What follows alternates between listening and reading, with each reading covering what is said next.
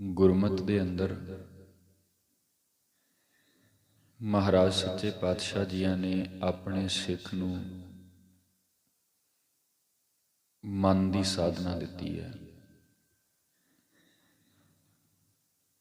ਆਪਣੀਆਂ ਮੁਬਾਰਕ ਬੋਲਾਂ ਰਾਹੀਂ, ਗੁਰਬਾਣੀ ਰਾਹੀਂ ਜੋ ਕੁਝ ਆਪਣੇ ਸਿੱਖ ਨੂੰ ਮਹਾਰਾਜ ਨੇ ਸਿਖਾਇਆ,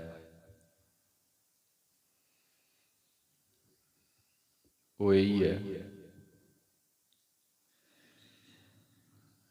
ਕਿ ਇਸ ਨੇ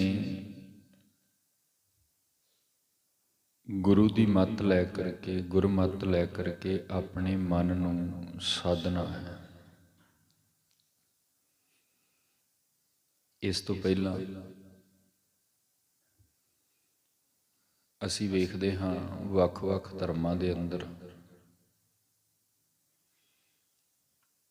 ਵੱਖ-ਵੱਖ ਤਰੀਕਿਆਂ ਦੇ ਨਾਲ ਸਾਧਨਾ ਦੀਆਂ ਜੁਗਤਾਂ ਦਿੱਤੀਆਂ ਗਈਆਂ ਸਨ, ਜਿਨ੍ਹਾਂ ਦੇ ਨੇਮ ਵੀ ਬਹੁਤ ਕਰੜੇ ਸਨ। ਕਈ ਵਾਰ ਕਰਨ ਵਾਲੇ ਥੱਕ ਜਾਂਦੇ ਸਨ, ਲੇਕਿਨ ਪ੍ਰਾਪਤੀ ਬਹੁਤੀ ਨਹੀਂ ਹੁੰਦੀ। ਧੰਨ ਗੁਰੂ ਨਾਨਕ ਸਾਹਿਬ ਮਹਾਰਾਜ ਜਿਸ ਵਕਤ ਸੰਸਾਰ ਵਿੱਚ ਆਉਂਦੇ ਨੇ, ਇਸ ਸਮੁੱਚੇ ਸੰਸਾਰ ਨੂੰ ਇਹਨਾਂ ਕਰੜੇ ਨਿਯਮਾਂ ਤੋਂ ਛੁਟਕਾਰਾ ਦੇ ਕੇ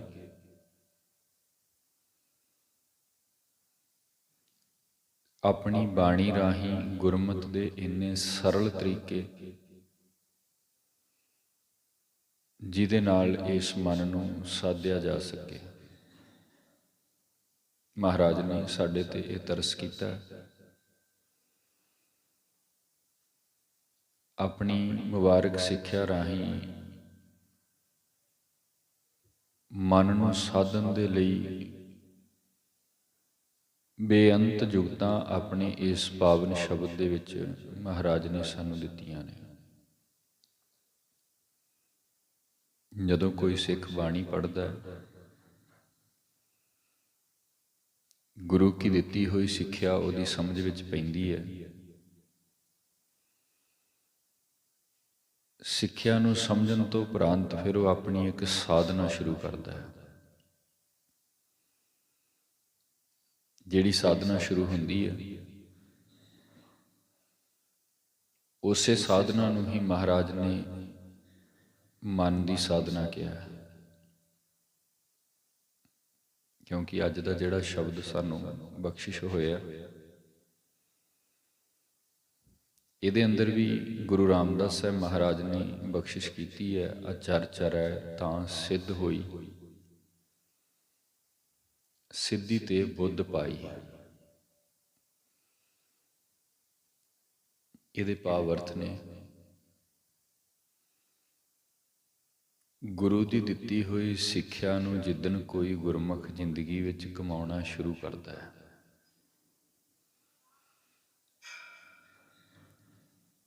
ਉਸ ਤੋਂ ਅੱਗੇ ਫਿਰ ਉਹਨੂੰ ਕੁਝ ਪ੍ਰਾਪਤੀਆਂ ਹੁੰਦੀਆਂ ਨੇ। ਜਿਹੜੀਆਂ ਪ੍ਰਾਪਤੀਆਂ ਹੁੰਦੀਆਂ ਨੇ ਉਹੀ ਉਸ ਨੂੰ ਪਰਮਾਤਮਾ ਦੇ ਦਰ ਤੱਕ, ਉਹਦੇ ਘਰ ਤੱਕ ਲੈ ਕੇ ਜਾਂਦੀਆਂ ਨੇ। ਪਰੰਤੂ ਇੱਥੇ ਮੈਂ ਬੇਨਤੀ ਕਰਾਂਗਾ, ਜੋ ਗੁਰੂ ਨੇ ਸਾਨੂੰ ਸਾਧਨਾ ਦਿੱਤੀ ਹੈ, ਉਪਦੇਸ਼ ਬਖਸ਼ੇ ਨੇ, ਸਾਡੇ ਲਈ ਇਹ ਸਾਧਨਾ ਵੀ ਔਖੀ ਹੋ ਰਹੀ ਹੈ। ਵੈਸੇ ਤਾਂ ਗੁਰਮਤਿ ਨੇ ਬਹੁਤ ਸੁਖਾਲਾ ਰਸਤਾ ਅਖਤਿਆਰ ਕੀਤਾ ਹੈ, ਗਾਡੀ ਰਾਹ ਬਣਾਇਆ, ਪਰੰਤੂ ਸਿੱਖ ਦੇ ਲਈ ਇੰਨਾ ਕੁ ਕਰਨਾ ਵੀ ਬੜਾ ਮੁਸ਼ਕਲ ਹੋ ਰਿਹਾ ਹੈ। ਗੁਰੂ ਰਾਮਦਾਸ ਸਾਹਿਬ ਮਹਾਰਾਜ ਫਰਮਾਉਂਦੇ ਨੇ ਕਿ ਜਦੋਂ ਤੱਕ ਇਹ ਉਦਮ ਕਰਦਾ ਨਹੀਂ ਹੈ, ਭਾਵ ਜਦੋਂ ਤੱਕ ਇਸ ਮਾਰਗ ਤੇ ਤੁਰਨਾ ਨਹੀਂ ਸ਼ੁਰੂ ਕਰਦਾ ਨਾ,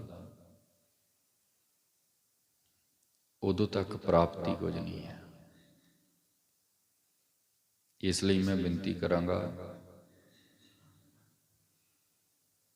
ਕਿ ਜੇਕਰ ਅਸੀਂ ਗੁਰੂ ਨਾਨਕ ਸਾਹਿਬ ਜੀਆਂ ਦੇ ਘਰੋਂ ਕੋਈ ਬਖਸ਼ਿਸ਼ ਲੈਣੀ ਹੈ, ਉਦਮ ਕਰਕੇ ਇਸ ਮਾਰਗ ਤੇ ਤੁਰਨਾ ਪ੍ਰਾਰੰਭ ਕਰੀਏ। ਭਾਵੇਂ ਕਿ ਕੰਮ ਥੋੜਾ ਜਿਹਾ ਔਖਾ ਹੈ, ਲੇਕਿਨ ਜਦੋਂ ਤੱਕ ਤੁਰਦੇ ਨਹੀਂ ਮੰਜ਼ਿਲ ਤੇ ਨਹੀਂ ਪਹੁੰਚ ਸਕਾਂਗੇ। ਜਦੋਂ ਤੱਕ ਉਦਮ ਨਹੀਂ ਕਰਦੇ ਸਫਲ ਨਹੀਂ ਹੋ ਸਕਾਂਗੇ। ਅੱਜ ਇਹੀ ਬਾਤ ਗੁਰੂ ਰਾਮਦਾਸ ਸਾਹਿਬ ਮਹਾਰਾਜ ਨੇ ਸਾਨੂੰ ਬਖਸ਼ੀ ਹੈ। ਮਨ ਨੂੰ ਸਾਧਨਾ ਹੈ, ਤੇ ਜੇ ਕੋਈ ਗੁਰਮੁਖ ਉਦਮ ਕਰਕੇ ਇਹਨੂੰ ਸਾਧ ਲਵੇ, ਮਹਾਰਾਜ ਬਾਣੀ ਅੰਦਰ ਫਰਮਾਉਂਦੇ ਨੇ, ਨਿਰਮਲ ਹੋ ਜਾਂਦਾ ਹੈ, ਪਵਿੱਤਰ ਹੋ ਜਾਂਦਾ ਹੈ। ਬੜਾ ਪਿਆਰਾ ਸ਼ਬਦ ਲਿਖਿਆ ਮਹਾਰਾਜ ਨੇ, ਮਨ ਅਸਾਧ ਸਾਧੈ ਜਨ ਕੋਈ। ਅਸਾਧ ਅਜੇ ਤੱਕ ਇਹਦੀ ਜਿਹੜੀ ਘਾੜਤ ਹੈ, ਅਣਮਿੱਥੀ ਹੋਈ ਹੈ, ਇਹਦੀ ਜਿਹੜੀ ਸ਼ਕਲ ਸੂਰਤ ਹੈ ਬੜੀ ਵਿਗੜੀ ਹੋਈ ਹੈ। ਲੇਕਿਨ ਜੇ ਕੋਈ ਗੁਰਮੁਖ ਗੁਰੂ ਮੱਤ ਲੈ ਕਰਕੇ ਇਹਨੂੰ ਸਾਧ ਲਵੇ, ਮਹਾਰਾਜ ਕਹਿੰਦੇ ਨੇ ਉਹ ਪਵਿੱਤਰ ਹੋ ਜਾਂਦਾ, ਨਿਰਮਲ ਹੋ ਜਾਂਦਾ। ਅਚਰ ਚਰੈ ਤਾਂ ਨਿਰਮਲ ਹੋਈ। ਤੇ ਅੱਗੇ ਮਹਾਰਾਜ ਕਹਿੰਦੇ ਨੇ, ਗੁਰਮੁਖਾਂ ਨੇ ਗੁਰੂ ਤੋਂ ਸਿੱਖਿਆ ਲੈ ਕਰਕੇ ਇਸ ਮਨ ਨੂੰ ਸਵਾਰ ਲਿਆ। ਗੁਰਮੁਖ ਇਹ ਮਨ ਲਿਆ ਸਵਾਰ, ਹਉਮੈ ਵਿੱਚੋਂ ਤਜੇ ਵਿਕਾਰ। ਇਹਦੇ ਵਿੱਚੋਂ ਹਉਮੈ ਵਾਲੀ ਬਿਰਤੀ, ਵਿਕਾਰਾਂ ਵਾਲੀ ਬਿਰਤੀ, ਇਹ ਜਿਤਨੇ ਪ੍ਰਭਾਵ ਸਨ ਉਹ ਸਾਰੇ ਇਹਦੇ ਵਿੱਚੋਂ ਬਾਹਰ ਕੱਢ ਦਿੱਤੇ ਨੇ। ਤੇ ਜਦੋਂ ਇਹ ਸਾਰਾ ਕੁਝ ਗੁਰਮੁਖ ਅੰਦਰੋਂ ਤਜ ਦਿੰਦਾ, ਬਾਹਰ ਕੱਢ ਦਿੰਦਾ, ਫਿਰ ਉਹਦੇ ਕੋਲ ਪਿੱਛੇ ਇੱਕ ਹੀ ਦਾਤ ਬਚਦੀ ਹੈ, ਆਪਣੀ ਗੁਰੂ ਨਾਲ ਪ੍ਰੇਮ ਕਰਨ ਵਾਲੀ ਸੁਰਤ। ਉਹਦਾ ਵਿਖਿਆਨ ਗੁਰੂ ਰਾਮਦਾਸ ਸਾਹਿਬ ਮਹਾਰਾਜ ਕਰਦੇ ਨੇ ਕਿ ਗੁਰਮੁਖ ਨੂੰ ਫਿਰ ਪ੍ਰੇਮ ਦੇ ਸਰ ਲੱਗ ਜਾਂਦੇ ਨੇ, ਭਰਮ ਮੁੱਕ ਜਾਂਦਾ ਹੈ, ਹਉਮੈ ਚਲੀ ਜਾਂਦੀ ਹੈ, ਵਿਕਾਰ ਇਹਨਾਂ ਨੂੰ ਠੱਲ ਪੈ ਜਾਂਦੀ ਹੈ। ਫਿਰ ਗੁਰਮੁਖ ਪ੍ਰੇਮੀ ਬਣ ਕੇ ਆਪਣੇ ਪਿਆਰੇ ਨੂੰ, ਪ੍ਰਮਾਤਮਾ ਨੂੰ, ਗੁਰੂ ਨੂੰ ਆਰਾਧਨਾ ਸ਼ੁਰੂ ਕਰ ਦਿੰਦਾ ਹੈ। ਪਰੰਤੂ ਇਸ ਤੋਂ ਪਹਿਲਾਂ ਮੈਂ ਬੇਨਤੀ ਕਰਾਂਗਾ, ਇਹ ਸਭ ਕੁਝ ਗੱਲੀ ਬਾਤੀ ਹੋਣ ਵਾਲਾ ਨਹੀਂ ਹੈ ਕਿ ਜਿਵੇਂ ਅਸੀਂ ਕਹੀਏ ਵੀ ਚਲੋ ਵਿਚਾਰ ਸੁਣ ਲੈਂਦੇ ਹਾਂ, ਥੋੜ੍ਹੀ ਦੇਰ ਗੁਰੂ ਕੋਲ ਆ ਜਾਂਦੇ ਹਾਂ, ਕੋਈ ਸਿੱਖਿਆ ਲੈ ਲਈਦੀ ਹੈ ਤੇ ਇਹ ਕੰਮ ਸਫਲ ਹੋ ਜਾਏਗਾ। ਗੁਰੂ ਬਲ ਦਿੰਦਾ ਹੈ, ਬਖਸ਼ਿਸ਼ ਕਰਦਾ ਹੈ। ਉੱਥੇ ਨਾਲ ਇੱਕ ਵੱਡਾ ਉਦਮ ਸਾਨੂੰ ਆਪ ਨੂੰ ਵੀ ਕਰਨਾ ਪੈਂਦਾ ਹੈ। ਜਦੋਂ ਤੱਕ ਉਦਮ ਨਹੀਂ ਨਾ ਕਰਦੇ, ਮਹਾਰਾਜ ਵੀ ਕਹਿੰਦੇ ਨੇ, ਉਦੋਂ ਤੱਕ ਮਨੁੱਖ ਦੇ ਅੰਦਰ ਦਾ ਜਿਹੜਾ ਸੰਸਾ ਹੈ ਉਹ ਨਿਵਰਤ ਨਹੀਂ ਹੋ ਸਕਦਾ, ਜਾਂਦਾ ਨਹੀਂ। ਇਸ ਲਈ ਜੇ ਇਸ ਮਨ ਨੂੰ ਸਾਧਨਾ ਨਾ, ਉਹਦੇ ਲਈ ਸਾਨੂੰ ਇੱਕ ਵਿਸ਼ੇਸ਼ ਉਦਮ ਦੀ ਲੋੜ ਹੈ। ਵਿਸ਼ੇਸ਼ ਕਿਉਂ ਕਿਹਾ? ਕਿਉਂਕਿ ਇਸ ਉਦਮ ਵਿੱਚ ਅਗਵਾਈ ਸਾਰੇ ਦੀ ਸਾਰੀ ਮੁਕੰਮਲ ਤੌਰ ਤੇ ਗੁਰੂ ਦੀ ਹੋਣੀ ਚਾਹੀਦੀ ਹੈ। ਜੇ ਆਪਣੀ ਮੱਤ ਨਾਲ ਵੀ ਕਿਤੇ ਜ਼ੋਰ ਲਾ ਬੈਠੇ ਨਾ, ਮੇਰਾ ਖਿਆਲ ਹੈ ਫਿਰ ਵੀ ਅਸੀਂ ਸਫਲ ਨਹੀਂ ਹੋ ਸਕਾਂਗੇ। ਮਨ ਨੂੰ ਸਾਧਨ ਦੇ ਲਈ ਮੁਕੰਮਲ ਅਗਵਾਈ ਗੁਰੂ ਦੀ ਹੋਣੀ ਚਾਹੀਦੀ ਹੈ। ਤੇ ਜਦੋਂ ਕਿਤੇ ਗੁਰੂ ਅਗਵਾਈ ਕਰਦਾ, ਫਿਰ ਇਹ ਹੀ ਮਨੁੱਖ ਬਹੁਤ ਉੱਚੀ ਪਦਵੀ ਤੇ ਪਹੁੰਚ ਜਾਂਦਾ ਹੈ। ਬਾਬਾ ਜੀ ਨੇ ਪਵਿੱਤਰ ਬਾਣੀ ਵਿੱਚ ਸ਼ਬਦ ਵੀ ਲਿਖਿਆ ਗੁਰਮੁਖ ਦੀ ਸਾਧਨਾ ਤੇ। ਮਹਾਰਾਜ ਕਹਿੰਦੇ ਨੇ, ਮੰਮਾ ਮਨ ਸੋ ਕਾਜ ਹੈ, ਮਨ ਸਾਧੇ ਸਿੱਧ ਹੋਏ। ਮਨ ਹੀ ਮਨ ਸਿਉ ਕਹਿ ਕਬੀਰਾ, ਮਨ ਸਾ ਮਿਲਿਆ ਨਾ ਕੋਇ। ਜਦੋਂ ਕੋਈ ਗੁਰਮੁਖ ਸਾਧ ਲੈਂਦਾ ਫਿਰ ਉਹਨੂੰ ਸਿੱਧੀ ਹੋ ਜਾਂਦੀ ਹੈ। ਸਿੱਧੀ ਤੋਂ ਭਾਵ ਹੈ ਉਹਨੂੰ ਬਹੁਤ ਕੁਝ ਪ੍ਰਾਪਤ ਹੋ ਜਾਂਦਾ ਹੈ। ਬਹੁਤ ਕੁਝ ਪ੍ਰਾਪਤ ਹੋਣਾ। ਹੁਣ ਤੇ ਜਿਸ ਮਨ ਦੇ ਅਧੀਨ ਅਸੀਂ ਆਪਣੀ ਇਹ ਜ਼ਿੰਦਗੀ ਜੀ ਰਹੇ ਹਾਂ, ਜਦੋਂ ਇਹ ਮਨ ਕਿਸੇ ਦੇ ਨੇਮ ਵਿੱਚ ਆ ਜਾਂਦਾ ਹੈ, ਕਿਸੇ ਦੀ ਮਰਿਆਦਾ ਵਿੱਚ ਆ ਜਾਂਦਾ ਹੈ, ਉਦੋਂ ਫਿਰ ਸਮੁੱਚੇ ਬ੍ਰਹਿਮੰਡ ਦੀਆਂ ਸਾਰੀਆਂ ਕਰਾਮਾਤਾਂ ਇਸ ਮਨ ਦੇ ਹੱਥ ਵਿੱਚ ਆ ਜਾਂਦੀਆਂ ਨੇ। ਇੱਦਾਂ ਗੁਰਮੁਖ ਜਨ ਜਿਹੜੇ ਨੇ, ਸੰਤ ਜਨ ਜਿਹੜੇ ਨੇ, ਫਿਰ ਉਹ ਇੱਕ ਅਗੰਮੀ ਰਸਮਈ ਜ਼ਿੰਦਗੀ ਜੀਂਦੇ ਨੇ, ਇੱਕ ਬੜਾ ਪਿਆਰਾ ਜੀਵਨ ਜੀਂਦੇ ਨੇ। ਕਿਉਂਕਿ ਜਿਹੜੀਆਂ ਚੀਜ਼ਾਂ ਦੇ ਲਈ ਅਸੀਂ ਸੰਸਾਰਿਕ ਜੀਵ ਤਰਸਦੇ ਹਾਂ, ਲੋੜਦੇ ਹਾਂ, ਯਤਨ ਕਰਦੇ ਹਾਂ, ਗੁਰਮੁਖ ਜਨ ਮਨ ਦੀ ਸਾਧਨਾ ਕਰਕੇ ਐਸੀ ਤਾਕਤ ਨੂੰ ਪ੍ਰਾਪਤ ਕਰ ਲੈਂਦੇ ਨੇ ਕਿ ਇਹ ਸਭ ਚੀਜ਼ਾਂ, ਇਹ ਸਭ ਪਦਾਰਥ, ਪਦਵੀਆਂ, ਧਨ ਆਦਿਕ ਸਭ ਉਹਨਾਂ ਲਈ ਤੁੱਛ ਜਿਹੀ ਵਸਤੂ ਹੋ ਜਾਂਦਾ ਹੈ। ਲੇਕਿਨ ਉਸ ਤੋਂ ਪਹਿਲਾਂ ਉਹਨਾਂ ਨੂੰ ਵੀ ਇੱਕ ਸਾਧਨਾ ਦੀ ਲੋੜ ਪੈਂਦੀ ਹੈ।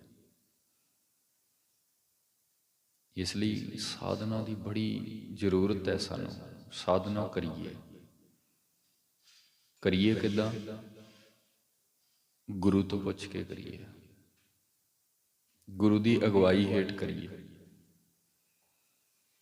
ਕਿਉਂਕਿ ਗੁਰੂ ਹੀ ਸਾਨੂੰ ਵਾਰ-ਵਾਰ ਸਮਝਾਉਂਦਾ ਹੈ ਕਿ ਗੁਰਮੁਖਾ ਮਨ ਨੂੰ ਸਵਾਰ। ਤੇਰੇ ਅੰਦਰ ਇਹ ਮਨ ਜਿਹੜਾ ਹੈ ਨਾ, ਇਹੀ ਸਾਰੀ ਕਲਾ ਦੀ ਜੜ ਹੈ, ਇਹੀ ਸਾਰੀ ਸਮੱਸਿਆ ਦਾ ਮੂਲ ਹੈ, ਇਹੀ ਸਾਰੇ ਦੁੱਖਾਂ ਦੀ ਖਾਨ ਹੈ, ਇਹੀ ਸਾਰੇ ਝਗੜਿਆਂ ਦਾ ਘਰ ਹੈ। ਜਿਸ ਦਿਨ ਕਿਤੇ ਉਦਮ ਕਰਕੇ ਤੂੰ ਇਹਨੂੰ ਸਵਾਰ ਲਿਆ, ਸੱਚਮੁੱਚ ਜ਼ਿੰਦਗੀ ਇੱਕ ਵੱਖਰੀ ਹੋ ਜਾਣੀ ਹੈ, ਰਸ ਵੱਖਰਾ ਆ ਜਾਏਗਾ। ਇਹਨੂੰ ਸਾਧਨਾ ਬੜਾ ਜ਼ਰੂਰੀ ਹੈ। ਤੇ ਖਾਸ ਕਰਕੇ ਨਾ ਗੁਰੂ ਘਰ ਦੇ ਵੇਦ ਵਿਆਸ ਜਿਹੜੇ ਭਾਈ ਸਾਹਿਬ, ਭਾਈ ਗੁਰਦਾਸ ਸਾਹਿਬ ਜੀ, ਉਹਨਾਂ ਆਪਣੀ ਬਾਣੀ ਦੇ ਅੰਦਰ ਕੁਝ ਪ੍ਰਮਾਣ ਦਿੱਤੇ ਨੇ, ਕਵਿੱਤ ਲਿਖੇ ਨੇ। ਭਾਈ ਸਾਹਿਬ ਜੀ ਕਹਿੰਦੇ ਨੇ, ਜਦੋਂ ਤੱਕ ਅਸੀਂ ਇਸ ਮਨ ਨੂੰ ਸਾਧਦੇ ਨਹੀਂ ਨਾ, ਉਦੋਂ ਤੱਕ ਸਾਡੇ ਅੰਦਰੋਂ ਅਪਰਾਧ ਨਹੀਂ ਮੁੱਕ ਸਕਦਾ, ਸਾਡੇ ਅੰਦਰੋਂ ਪਾਪ ਨਹੀਂ ਮੁੱਕ ਸਕਦੇ। ਤੇ ਜਦੋਂ ਤੱਕ ਸਾਡੇ ਅੰਦਰੋਂ ਪਾਪ ਮੁੱਕਦੇ ਨਹੀਂ, ਉਦੋਂ ਤੱਕ ਜ਼ਿੰਦਗੀ ਦਾ, ਜੀਵਨ ਦਾ ਅਗੰਮੀ ਰਸ, ਸਵਾਦ, ਆਨੰਦ ਨਹੀਂ ਪ੍ਰਾਪਤ ਹੋ ਸਕਦਾ। ਇੱਦਾਂ ਦਾ ਇੱਕ ਬੁਝਿਆ ਜਿਹਾ, ਬੇਰਸਾ ਜਿਹਾ, ਜਿਉਂ ਕਹਿ ਲਈਏ ਵੀ ਇੱਕ ਜ਼ਬਰਦਸਤੀ ਧੱਕੇਸ਼ਾਹੀ ਵਾਲਾ ਤਾਂ ਜੀਵਨ ਜੀਂਦੇ ਰਵਾਂਗੇ, ਪਰੰਤੂ ਸਵਾਦ ਨਹੀਂ ਹੈ। ਉਹ ਕਹਿੰਦੇ ਨੇ ਇਸ ਲਈ ਇਹਨੂੰ ਸਾਧਨਾ ਬੜਾ ਜ਼ਰੂਰੀ ਹੈ। ਤੇ ਉਹਨਾਂ ਇੱਕ ਔਗਣ ਵੀ ਲਿਖਿਆ ਆਪਣੀ ਰਚਨਾ ਵਿੱਚ। ਭਾਈ ਸਾਹਿਬ ਭਾਈ ਗੁਰਦਾਸ ਜੀ ਕਹਿੰਦੇ ਨੇ, ਜਦੋਂ ਤੱਕ ਮਨ ਨੂੰ ਨਾ ਸਾਧੀਏ, ਤੇ ਇਹਦੀ ਬਿਰਤੀ ਐਸੀ ਹੈ ਵੀ ਇਹ ਰੋਜ਼ਾਨਾ ਥੋੜੇ ਔਗਣ ਕਰਦਾ ਕਰਦਾ ਇੱਕ ਦਿਨ ਪੰਡਾ ਬਣ ਲੈਂਦਾ ਆਪਣੇ ਸਿਰ ਤੇ। ਇੰਨਾ ਕੁ ਭਾਰ ਚੁੱਕ ਕੇ ਬਹਿ ਜਾਂਦਾ ਹੈ ਕਿ ਉਹੀ ਭਾਰ ਫਿਰ ਇਹਨੂੰ ਵਾਪਸੀ ਜਾਣ ਸਮੇਂ ਢੋਣਾ ਵੀ ਔਖਾ ਹੈ।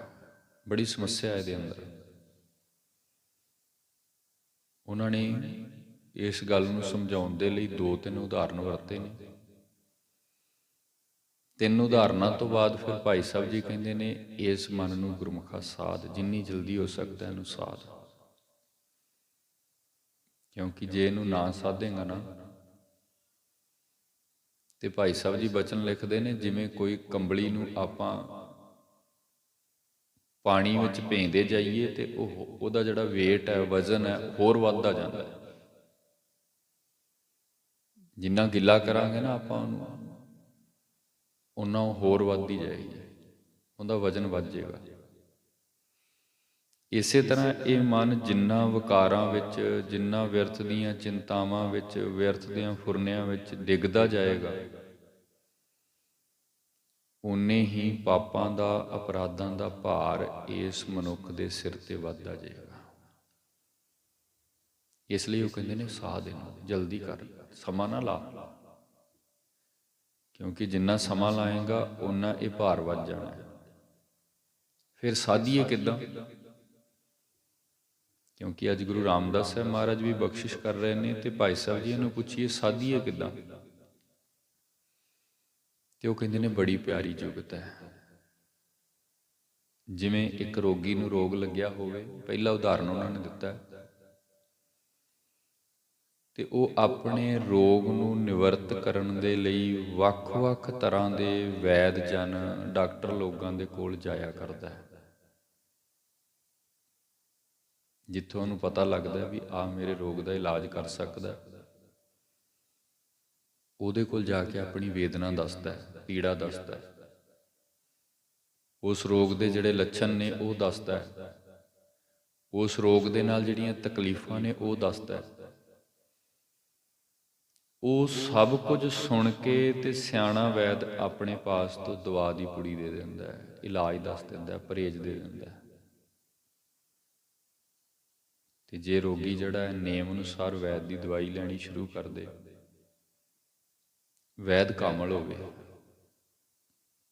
ਝੂਠਾ ਵੈਦ ਨਾ ਹੋਵੇ, ਸਿਆਣਾ ਵੈਦ ਹੋਵੇ, ਤੇ ਰੋਗੀ ਨੇਮ ਅਨੁਸਾਰ ਉਹਦੀ ਦਵਾਈ ਲੈਣੀ ਸ਼ੁਰੂ ਕਰ ਦੇਵੇ, ਭਾਈ ਗੁਰਦਾਸ ਜੀ ਕਹਿੰਦੇ ਨੇ ਕੁਝ ਦਿਨਾਂ ਵਿੱਚ ਹੀ ਰੋਗ ਦੀ ਜੜ ਪੱਟ ਕੇ ਰੱਖ ਦਿੰਦਾ ਹੈ। ਇੱਦਾਂ ਹੀ ਗੁਰਮਤਿ ਦੀ ਸਾਧਨਾ ਹੈ। ਚਲੋ ਸੰਸਾਰਿਕ ਵੈਦ ਤਾਂ ਅਸੀਂ ਮੰਨ ਸਕਦੇ ਹਾਂ ਵੀ ਏਡੇ ਕਾਬਲ ਹੋਣ ਜਾਂ ਨਾ ਹੋਣ, ਸਾਡੇ ਵੈਦ ਗੁਰੂ ਨਾਨਕ ਸਾਹਿਬ ਤੋਂ ਬੜੇ ਕਾਮਲ ਮੁਰਸ਼ਦ ਨੇ, ਬੜੀ ਬਰੀਕੀ ਨਾਲ ਇਸ ਮਨ ਦੀ ਸਾਧਨਾ ਸਾਨੂੰ ਸਿਖਾ ਕੇ ਗਏ ਨੇ, ਬਹੁਤ ਬਰੀਕੀ ਨਾਲ। ਤੇ ਮੈਂ ਬੇਨਤੀ ਕਰਾਂਗਾ, ਜੇ ਕੋਈ ਗੁਰਮੁਖ ਉਦਮ ਕਰ ਲੇ ਨਾ, ਤੇ ਕੋਈ ਔਖਾ ਵੀ ਨਹੀਂ ਹੈ ਸਾਧਨਾ। ਉੱਦਾਂ ਸਾਨੂੰ ਲੱਗਦਾ ਵੀ ਕਿਹੜਾ ਇਹਦੇ ਨਾਲ ਮੱਥਾ ਮਾਰੇ, ਇਹ ਤੇ ਰੋਜ਼ ਨਵੀਆਂ ਖੁਆਇਸ਼ਾਂ ਕੱਢ ਲੈਂਦਾ, ਰੋਜ਼ ਨਵੇਂ ਫੁਰਨੇ, ਨਵੀਆਂ ਚਿਤਵਣੀਆਂ, ਨਵੇਂ ਵਿਚਾਰ, ਫਿਰ ਉਹਨਾਂ ਦੇ ਮਗਰ ਇੱਛਾਵਾਂ ਤਿਆਰ ਕਰਕੇ ਪਿੱਛੇ ਲਾ ਲੈਂਦਾ, ਫਿਰ ਤੁਰ ਪੈਂਦੇ ਹਾਂ ਅਸੀਂ। ਬੜਾ ਸੰਸਾ ਇਹਦਾ। ਪਰੰਤੂ ਗੁਰਮਤਿ ਵਿੱਚ ਸਾਧਨਾ ਦੇ ਬਹੁਤ ਸੌਖੇ ਤਰੀਕੇ ਦਿੱਤੇ ਨੇ, ਬਹੁਤ ਸੌਖੇ। ਆਪ ਗੁਰੂ ਤੇਗ ਬਹਾਦਰ ਮਹਾਰਾਜ ਜੀ ਕੇ ਪਵਿੱਤਰ ਸਥਾਨ ਤੇ ਬੈਠੇ ਹੋ, ਸਾਨੂੰ ਸਾਖੀ ਵਿੱਚ ਪੜ੍ਹਨ ਨੂੰ ਮਿਲਦਾ ਇੱਕ ਸਿੱਖ ਆਇਆ ਹੈ, ਉਹਦੇ ਨਾਲ ਉਹਦਾ ਪਰਿਵਾਰ ਹੈ, ਉਹਦੀ ਸੁਪਤਨੀ ਹੈ, ਉਹਦਾ ਇੱਕ ਬੱਚਾ ਹੈ। ਮਹਾਰਾਜ ਗੁਰੂ ਤੇਗ ਬਹਾਦਰ ਸਾਹਿਬ ਸੱਚੇ ਪਾਤਸ਼ਾਹ ਜੀ ਕੀ ਹਜ਼ੂਰੀ ਵਿੱਚ ਆਏ, ਬੱਚੇ ਵੱਲ ਇਸ਼ਾਰਾ ਕਰਕੇ ਉਹਦੀ ਮਾਂ ਮਹਾਰਾਜ ਨੂੰ ਕਹਿਣ ਲੱਗੀ, ਮਹਾਰਾਜ ਇਹਨੂੰ ਕੋਈ ਸਿੱਖਿਆ ਦਿਓ, ਇਹਨੂੰ ਕੁਝ ਸਮਝਾਓ। ਗੁਰਦੇਵ ਕਹਿਣ ਲੱਗੇ ਕੀ ਔਗਣ ਹੈ, ਸ਼ਰਾਰਤ ਕਰਦਾ ਹੈ, ਕੀ ਕਰਦਾ ਹੈ, ਕਿਸ ਪੱਖ ਤੇ? ਕਹਿਣ ਲੱਗੇ ਮਹਾਰਾਜ ਇਹ ਆਪਣੇ ਜੀਵਨ ਵਿੱਚ ਮਿੱਠੇ ਦਾ ਸੇਵਨ ਬਹੁਤ ਕਰਦਾ ਹੈ, ਮਿੱਠਾ ਬਹੁਤ ਖਾਂਦਾ ਹੈ। ਮਹਾਰਾਜ ਮੁਸਕਰਾ ਕੇ ਕਹਿਣ ਲੱਗੇ, ਭਾਈ ਇੱਕ ਹਫ਼ਤੇ ਬਾਅਦ ਆਇਓ, ਫਿਰ ਇਹਨੂੰ ਸਿੱਖਿਆ ਦੇ ਦੇਵਾਂਗੇ। ਹੁਣ ਸਮਾਂ ਲੰਘ ਗਿਆ, ਫਿਰ ਦੁਬਾਰਾ ਆਏ। ਜਿਸ ਵਕਤ ਆ ਕੇ ਫਿਰ ਬੇਨਤੀ ਕੀਤੀ, ਮਹਾਰਾਜ ਸਿਰ ਤੇ ਹੱਥ ਰੱਖ ਕੇ ਕਹਿਣ ਲੱਗੇ, ਪੁੱਤਰ ਇਹ ਮਿੱਠਾ ਸਾਡਾ ਬੜਾ ਨੁਕਸਾਨ ਕਰਦਾ, ਤੈਨੂੰ ਨਾ ਖਾਇਆ ਕਰੋ। ਬਸ ਇੰਨੀ ਗੱਲ ਕਹੀ, ਅਸੀਸ ਦੇ ਦਿੱਤੀ। ਸੁਣਨ ਵਾਲੇ ਸ਼ੰਕਤ ਹੋ ਗਏ, ਮਹਾਰਾਜ ਜੀ ਇੰਨੀ ਗੱਲ ਹੀ ਸੀ ਤੇ ਆਪ ਉਸ ਦਿਨ ਹੀ ਕਿਉਂ ਨਾ ਕਹੀ? ਮਹਾਰਾਜ ਕਹਿਣ ਲੱਗੇ, ਉਸ ਤੋਂ ਪਹਿਲਾਂ ਅਸੀਂ ਖੁਦ ਵੀ ਛਕ ਲੈਂਦੇ ਸੀ। ਜਿੱਦਣ ਦੀ ਤੁਸੀਂ ਗੱਲ ਕੀਤੀ, ਅਸੀਂ ਵੀ ਆਪਣੇ ਮਨ ਨੂੰ ਸਾਧ ਲਿਆ। ਅੱਜ ਅਸੀਂ ਕਹਿਣ ਯੋਗ ਹੋ ਗਏ ਤੇ ਇਸ ਨੂੰ ਵੀ ਸਿੱਖਿਆ ਦੇ ਦਿੱਤੀ ਹੈ। ਇਸ ਲਈ ਮੈਂ ਬੇਨਤੀ ਕਰਾਂ, ਗੁਰਮਤਿ ਵਿੱਚ ਸਾਧਨ ਦੇ ਨੁਕਤੇ ਬੜੇ ਬਰੀਕ ਨੇ, ਲੇਕਿਨ ਸੁਖਾਲੇ ਵੀ ਬੜੇ ਨੇ। ਹੋਰ ਮੱਤਾਂ ਵਿੱਚ ਨਾ ਬੜੀ ਕਰੜੀ ਘਾਲਣਾ, ਬੜੀ ਕਰੜੀ ਘਾਲਣਾ ਹੈ। ਖਾਸ ਕਰ ਯੋਗ ਮਤ ਵਿੱਚ ਇਹਨੂੰ ਸਾਧਨ ਦੇ ਲਈ ਜਿਹੜੇ ਤਰੀਕੇ ਅਪਣਾਏ ਗਏ ਨਾ, ਉਹ ਹਰ ਮਨੁੱਖ ਦੇ ਲਈ ਕਰਨੇ ਸੰਭਵ ਨਹੀਂ ਨੇ। ਗੁਰੂ ਨਾਨਕ ਸਾਹਿਬ ਜੀ ਦੀ ਜਦੋਂ ਗੋਸ਼ਟ ਹੋਈ ਨਾ ਉਹਨਾਂ ਨਾਲ, ਤੇ ਉੱਥੇ ਬਹੁਤ ਸਾਰੀਆਂ ਵਿਚਾਰਾਂ ਇਸ ਸੰਬੰਧ ਵਿੱਚ ਚੱਲੀਆਂ ਨੇ। ਬਹੁਤ ਸਾਰੀਆਂ ਗੋਸ਼ਟ ਦੀਆਂ ਸਾਖੀਆਂ ਜਿਹੜੀਆਂ ਨੇ, ਬਹੁਤ ਵਿਚਾਰਾਂ ਇਸ ਸੰਬੰਧ ਵਿੱਚ ਉਹਨਾਂ ਜੋਗੀ ਸਿੱਧਾਂ ਦੇ ਨਾਲ ਮਹਾਰਾਜ ਕੀਆਂ ਹੋਈਆਂ ਨੇ। ਉੱਥੇ ਉਹਨਾਂ ਨੇ ਵੀ ਬਾਬਾ ਜੀਆਂ ਤੋਂ ਪੁੱਛ ਕੀਤੀ ਹੈ ਕਿ ਅਸੀਂ ਤੇ ਏਡੀਆਂ ਕਰੜੀਆਂ ਕਿਰਿਆਵਾਂ ਕਰਕੇ, ਪ੍ਰਾਣਾਯਾਮ ਕਰਕੇ, ਸਾਧਨਾ ਕਰਕੇ ਇਸ ਮਨ ਨੂੰ ਸਾਧ ਰਹੇ ਹਾਂ, ਤੁਹਾਡੇ ਮਤ ਦਾ ਕੀ ਉਪਦੇਸ਼ ਹੈ?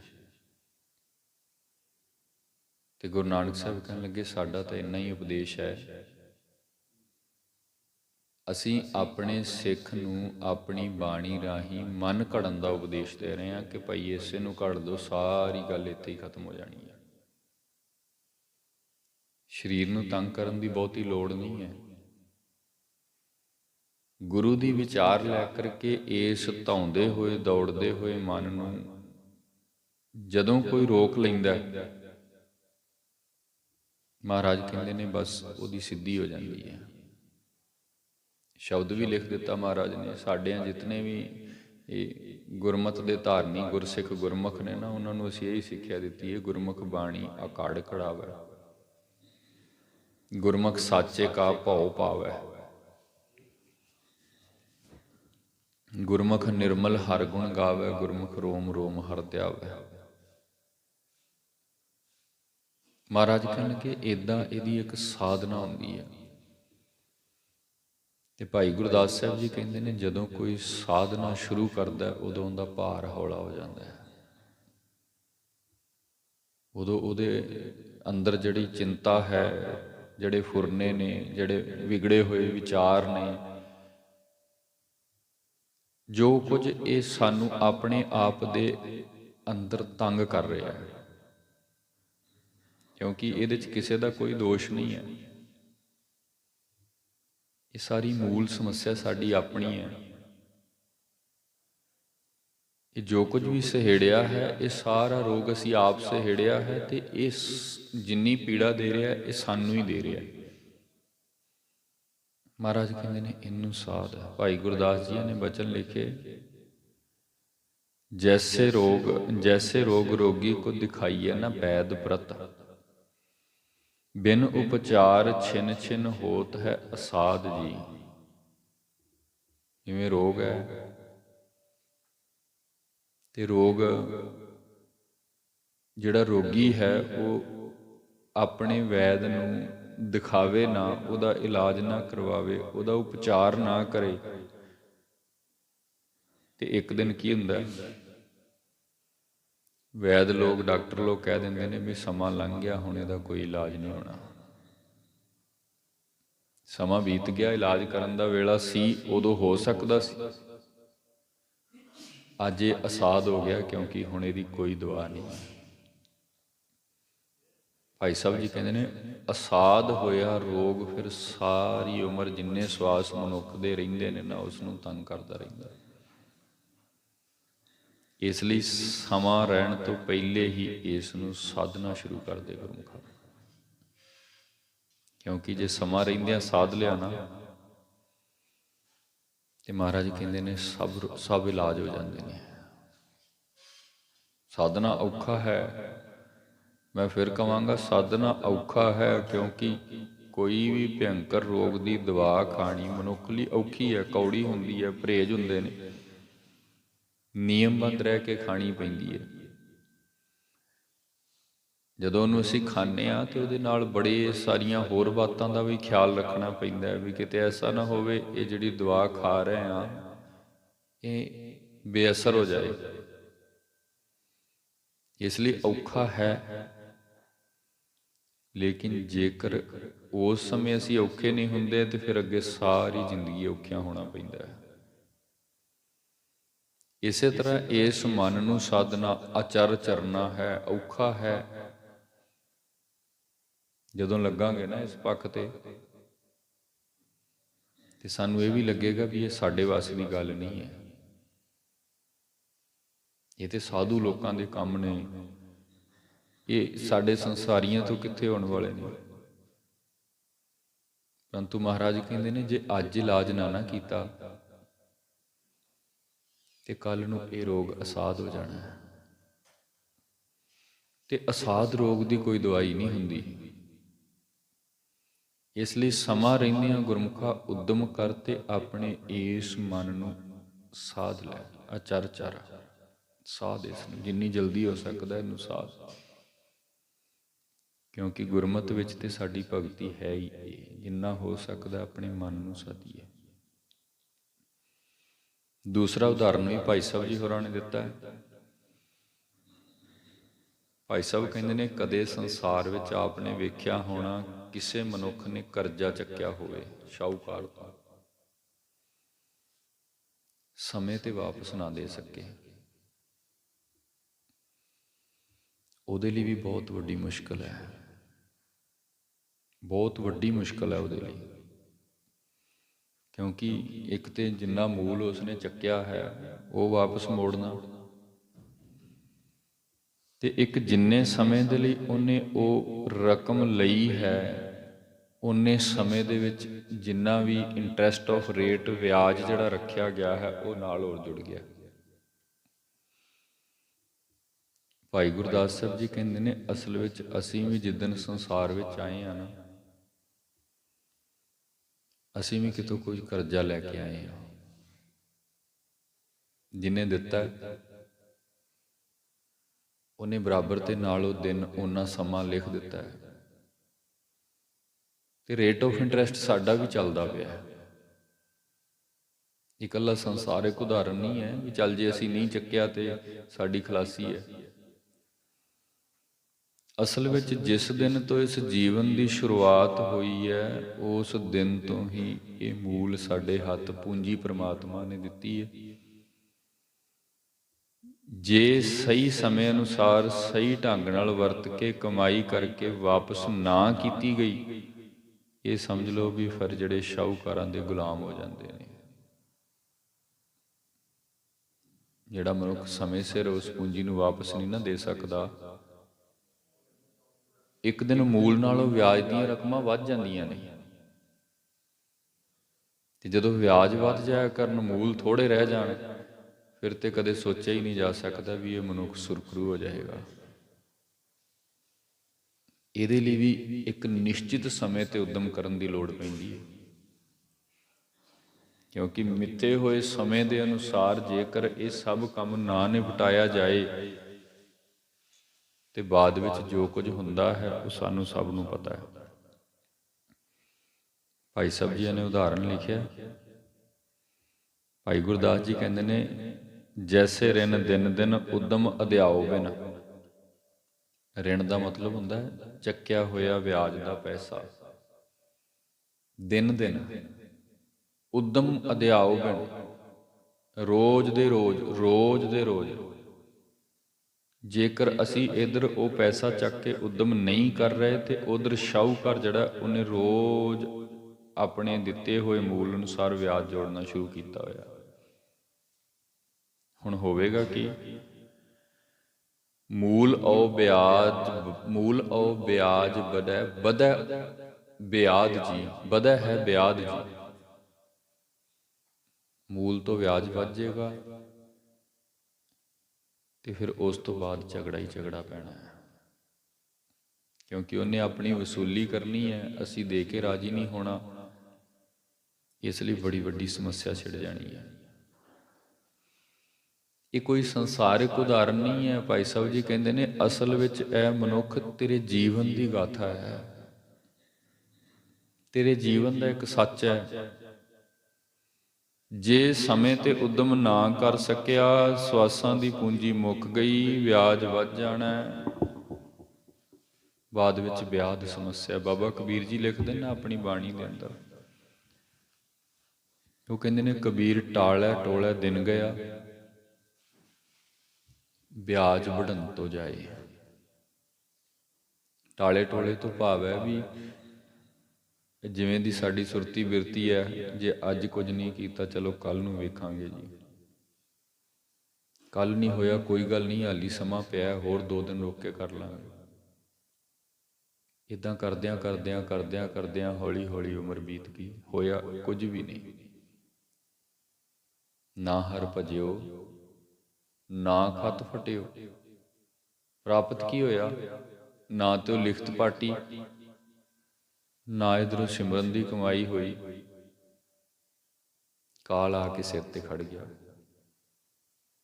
ਬਾਬਾ ਕਬੀਰ ਜੀ ਕਹਿੰਦੇ ਨੇ, ਇਸ ਲਈ ਸਮਾਂ ਰਹਿੰਦਿਆਂ ਮਨੁੱਖ ਨੂੰ ਸਾਧਨਾ ਕਰਨ ਦੀ ਲੋੜ ਹੈ, ਬਹੁਤ ਲੋੜ ਹੈ, ਥੋੜੀ ਬਹੁਤ ਵੀ ਨਹੀਂ, ਬਹੁਤ ਬਹੁਤ ਜ਼ਿਆਦਾ ਲੋੜ ਹੈ।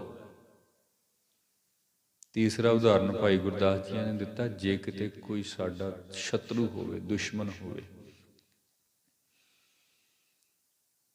ਤੇ ਸਮਾਂ ਰਹਿੰਦਿਆਂ ਉਹਦੀ ਤਾਕਤ ਨੂੰ ਠੱਲ ਪਾਉਣੀ ਵੀ ਜ਼ਰੂਰੀ ਹੁੰਦੀ ਹੈ। ਆਪਾਂ ਵੇਖਦੇ ਹਾਂ ਨਾ, ਅੱਜ ਸੰਸਾਰ ਵਿੱਚ ਬਹੁਤ ਦੇਸ਼ਾਂ ਵਿੱਚ ਜੰਗ ਚੱਲ ਰਿਹਾ ਹੈ। ਇਹ ਜੰਗੀ ਪੱਧਰ ਤੇ ਜਦੋਂ ਕਿਤੇ ਇੱਕ ਦੇਸ਼ ਦੇ ਉੱਪਰ ਦੂਜਾ ਹਮਲਾ ਕਰਦਾ ਤੇ ਉਹ ਬਹੁਤ ਨੁਕਸਾਨ ਕਰਦਾ ਹੈ, ਆਰਥਿਕ, ਸਮਾਜਿਕ, ਮਨੁੱਖਤਾ ਦਾ ਘਾਣ ਕਰ ਦਿੰਦਾ ਹੈ। ਬਹੁਤ ਬਹੁਤ ਵਿਗਾੜ ਹੈ ਸੰਸਾਰ ਵਿੱਚ। ਤੇ ਜਿਹੜੇ ਵੱਡੇ ਦੇਸ਼ ਨੇ, ਜਿਨ੍ਹਾਂ ਨੇ ਆਪਣੇ ਆਪ ਨੂੰ ਪਹਿਲਾਂ ਸਾਧ ਲਿਆ, ਜਿਨ੍ਹਾਂ ਨੇ ਪਹਿਲਾਂ ਤਾਕਤਾਂ ਹਾਸਲ ਕਰ ਲਈਆਂ ਨੇ, ਉਹਨਾਂ ਨਾਲ ਜਲਦੀ ਕੋਈ ਫਿਰ ਹੁਜਤ ਨਹੀਂ ਕਰਦਾ, ਕਿਉਂਕਿ ਪਤਾ ਹੈ ਇਹਨਾਂ ਪਾਸ ਸਾਡੇ ਤੋਂ ਤਾਕਤ ਜ਼ਿਆਦਾ ਹੈ, ਤੇ ਜੇ ਕਿਤੇ ਇਹਨਾਂ ਨੇ ਹਮਲਾ ਕਰ ਦਿੱਤਾ ਤੇ ਸਾਡੇ ਤੋਂ ਚੱਲਿਆ ਨਹੀਂ ਜਾਣਾ। ਇਸ ਲਈ ਹੁੰਦਾ ਕੀ ਹੈ, ਹਰ ਦੇਸ਼ ਆਪਣੇ ਆਪ ਦੇ ਵਿੱਚ ਇੱਕ ਤਾਕਤ ਹਾਸਲ ਕਰਕੇ ਰੱਖਦਾ ਹੈ। ਇਸੇ ਤਰ੍ਹਾਂ ਅਗਰ ਕਿਸੇ ਮਨੁੱਖ ਦਾ ਕੋਈ ਸੰਸਾਰ ਵਿੱਚ ਦੁਸ਼ਮਣ ਹੈ, ਕਿਸੇ ਨਾਲ ਕੋਈ ਇੱਦਾਂ ਦੀ ਦੁਸ਼ਮਣੀ ਪਈ ਹੋਈ ਹੈ, ਤੇ ਉਹ ਮਨੁੱਖ ਉਸ ਦੂਸਰੇ ਮਨੁੱਖ ਤੋਂ ਹਰ ਵਕਤ ਸੁਚੇਤ ਰਹਿੰਦਾ, ਇੱਥੋਂ ਤੱਕ ਵੀ ਉਹਦੇ ਹਮਲੇ ਤੋਂ ਵੀ ਸੁਚੇਤ ਰਹਿ ਕੇ ਕੋਈ ਨਾ ਕੋਈ ਹਥਿਆਰ, ਕੋਈ ਸਿਕਿਉਰਿਟੀ, ਕੋਈ ਮਨੁੱਖਾਂ ਦਾ ਇੰਤਜ਼ਾਮ ਕਰਕੇ ਤੁਰਦਾ ਹੈ।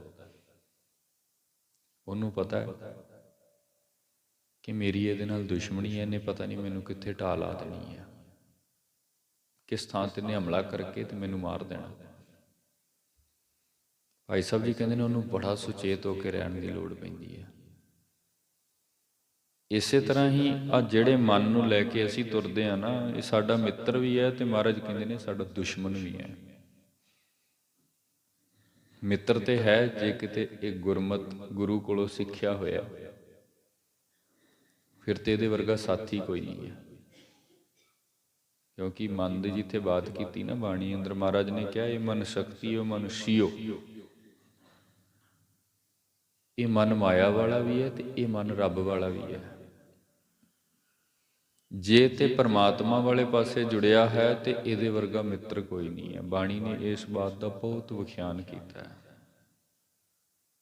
ਫਿਰ ਇੰਨੀ ਕੁ ਸੁਚੱਜੇ ਢੰਗ ਨਾਲ ਮਨੁੱਖ ਦੀ ਅਗਵਾਈ ਕਰਦਾ ਹੈ ਨਾ, ਕਿ ਜੀਵਨ ਦੇ ਆਦਰਸ਼ਾਂ ਨੂੰ ਬਦਲ ਕੇ ਰੱਖ ਦਿੰਦਾ ਹੈ। ਤੇ ਜੇ ਕਿਤੇ ਦੁਸ਼ਮਣ ਬਣਿਆ, ਜੇ ਕਿਤੇ ਇਹਦੇ ਨਾਲ ਵਿਰੋਧਤਾ ਪੈ ਗਈ ਹੈ ਸਾਡੀ, ਸੱਚ ਜਾਣੋ, ਜਿਨ੍ਹਾਂ ਦਾ ਮਨ ਦੁਸ਼ਮਣ ਬਣ ਜਾਏ ਨਾ, ਉਹਨਾਂ ਨੂੰ ਸੰਸਾਰ ਵਿੱਚ ਜੀਣਾ ਔਖਾ ਹੋ ਜਾਂਦਾ ਹੈ। ਗੁਰੂ ਨਾਨਕ ਸਾਹਿਬ ਨੇ ਗੁਰਬਾਣੀ ਵਿੱਚ ਕੁਝ ਤੱਥ ਸਾਡੇ ਨਾਲ ਸਾਂਝੇ ਕੀਤੇ ਨੇ। ਗੁਰਦੇਵ ਵਾਰ-ਵਾਰ ਗੱਲ ਉੱਥੇ ਹੀ ਲਿਆ ਕੇ ਖੜੀ ਕਰਦੇ ਨੇ,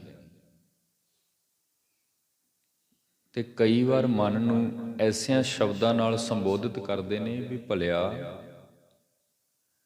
ਤੂੰ ਸਾਡੀ ਗੱਲ ਕਿਉਂ ਨਹੀਂ ਮੰਨਦਾ, ਕਾਰਨ ਕੀ ਹੈ? ਕਿਉਂ ਤੂੰ ਆਪ ਵੀ ਭਟਕਿਆ ਹੈ, ਆਪ ਵੀ ਤੰਗ ਹੋ ਰਿਹਾ ਹੈ ਤੇ ਸਾਨੂੰ ਵੀ ਦੁਖੀ ਕਰ ਰਿਹਾ। ਤੂੰ ਆਪ ਵੀ ਇਸ ਪਾਸੇ ਤੁਰ ਤੇ ਸਾਨੂੰ ਵੀ ਆਉਣ ਦੇ। ਕਿਉਂਕਿ ਮੂਲ ਅਸਲ ਜੜ ਜਿਹੜੀ ਹੈ ਨਾ, ਉਹ ਇਹੀ ਹੈ। ਇਸੇ ਕਰਕੇ ਸਾਰੀ ਸਮੱਸਿਆ ਖੜੀ ਹੈ ਸਾਡੇ ਅੰਦਰ। ਬੜੇ ਥਾਵਾਂ ਤੇ ਬਚਨ ਨੇ ਬਾਣੀ ਵਿੱਚ, ਮੇਰੇ ਮਨ ਆਲਸੀਆ ਉਗਲਾਣਾ। ਕਿਉਂ ਤੂੰ ਆਪ ਵੀ ਖੁਆਰ ਹੋ ਰਿਹਾ ਤੇ ਮੈਨੂੰ ਵੀ ਕਰ ਰਿਹਾ। ਅਸਲ ਵਿੱਚ ਮੇਰਾ ਇਸ ਵਕਤ ਦੁਸ਼ਮਣ ਤੂੰ ਹੀ ਬਣਿਆ ਹੋਇਆ। ਤੇ ਜੇ ਦੁਸ਼ਮਣ ਨੂੰ ਸਾਧਾਂਗੇ ਨਾ ਤੇ ਸੱਚ ਜਾਣੋ ਫਿਰ ਇੱਕ ਦਿਨ ਇਹ ਐਸੀ ਮਾਰ ਮਾਰੇਗਾ ਵੀ ਸਾਨੂੰ ਇਹਨੇ ਕਿਸੇ ਥਾਂ ਦਾ ਨਹੀਂ ਛੱਡਣਾ। ਅੱਜ ਵੇਖੋ ਨਾ, ਮਨ ਦੇ ਹੱਥੋਂ ਖੁਆਰ ਹੋਏ ਮਨੁੱਖ ਸੰਸਾਰ ਵਿੱਚ ਕਈ ਵਾਰ ਮੂੰਹ ਵਿਖਾਉਣ ਜੋਗੇ ਨਹੀਂ ਰਹਿ ਜਾਂਦੇ। ਕੁਝ ਉਦਾਹਰਨ ਐਸੇ ਨੇ,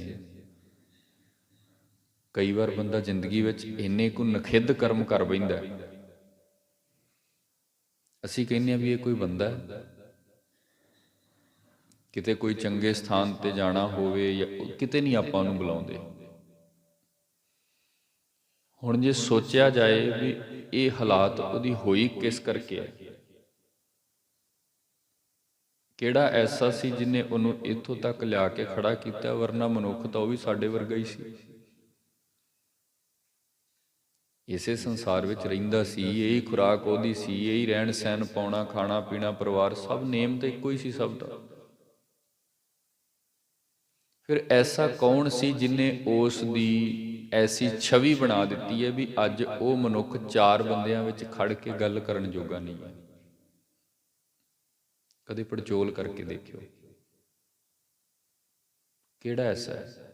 ਕੋਈ ਨਹੀਂ ਹੈ, ਦੂਸਰਾ ਕੋਈ ਨਹੀਂ ਮਿਲੇਗਾ। ਦੂਜੇ ਦਾ ਤਾਂ ਐਵੇਂ ਬਹਾਨਾ ਹੀ ਹੁੰਦਾ, ਦੂਜੇ ਨੂੰ ਤਾਂ ਅਸੀਂ ਬਲੇਮ ਦਿੰਦੇ ਹਾਂ ਕਿਉਂਕਿ ਮਨੁੱਖ ਆਪਣੇ ਆਪ ਨੂੰ ਹਰ ਥਾਂ ਤੋਂ ਸੁਰਖਰੂ ਰੱਖਣਾ ਚਾਹੁੰਦਾ। ਇਹ ਮਨ ਦਾ ਸੁਭਾਅ ਹੈ।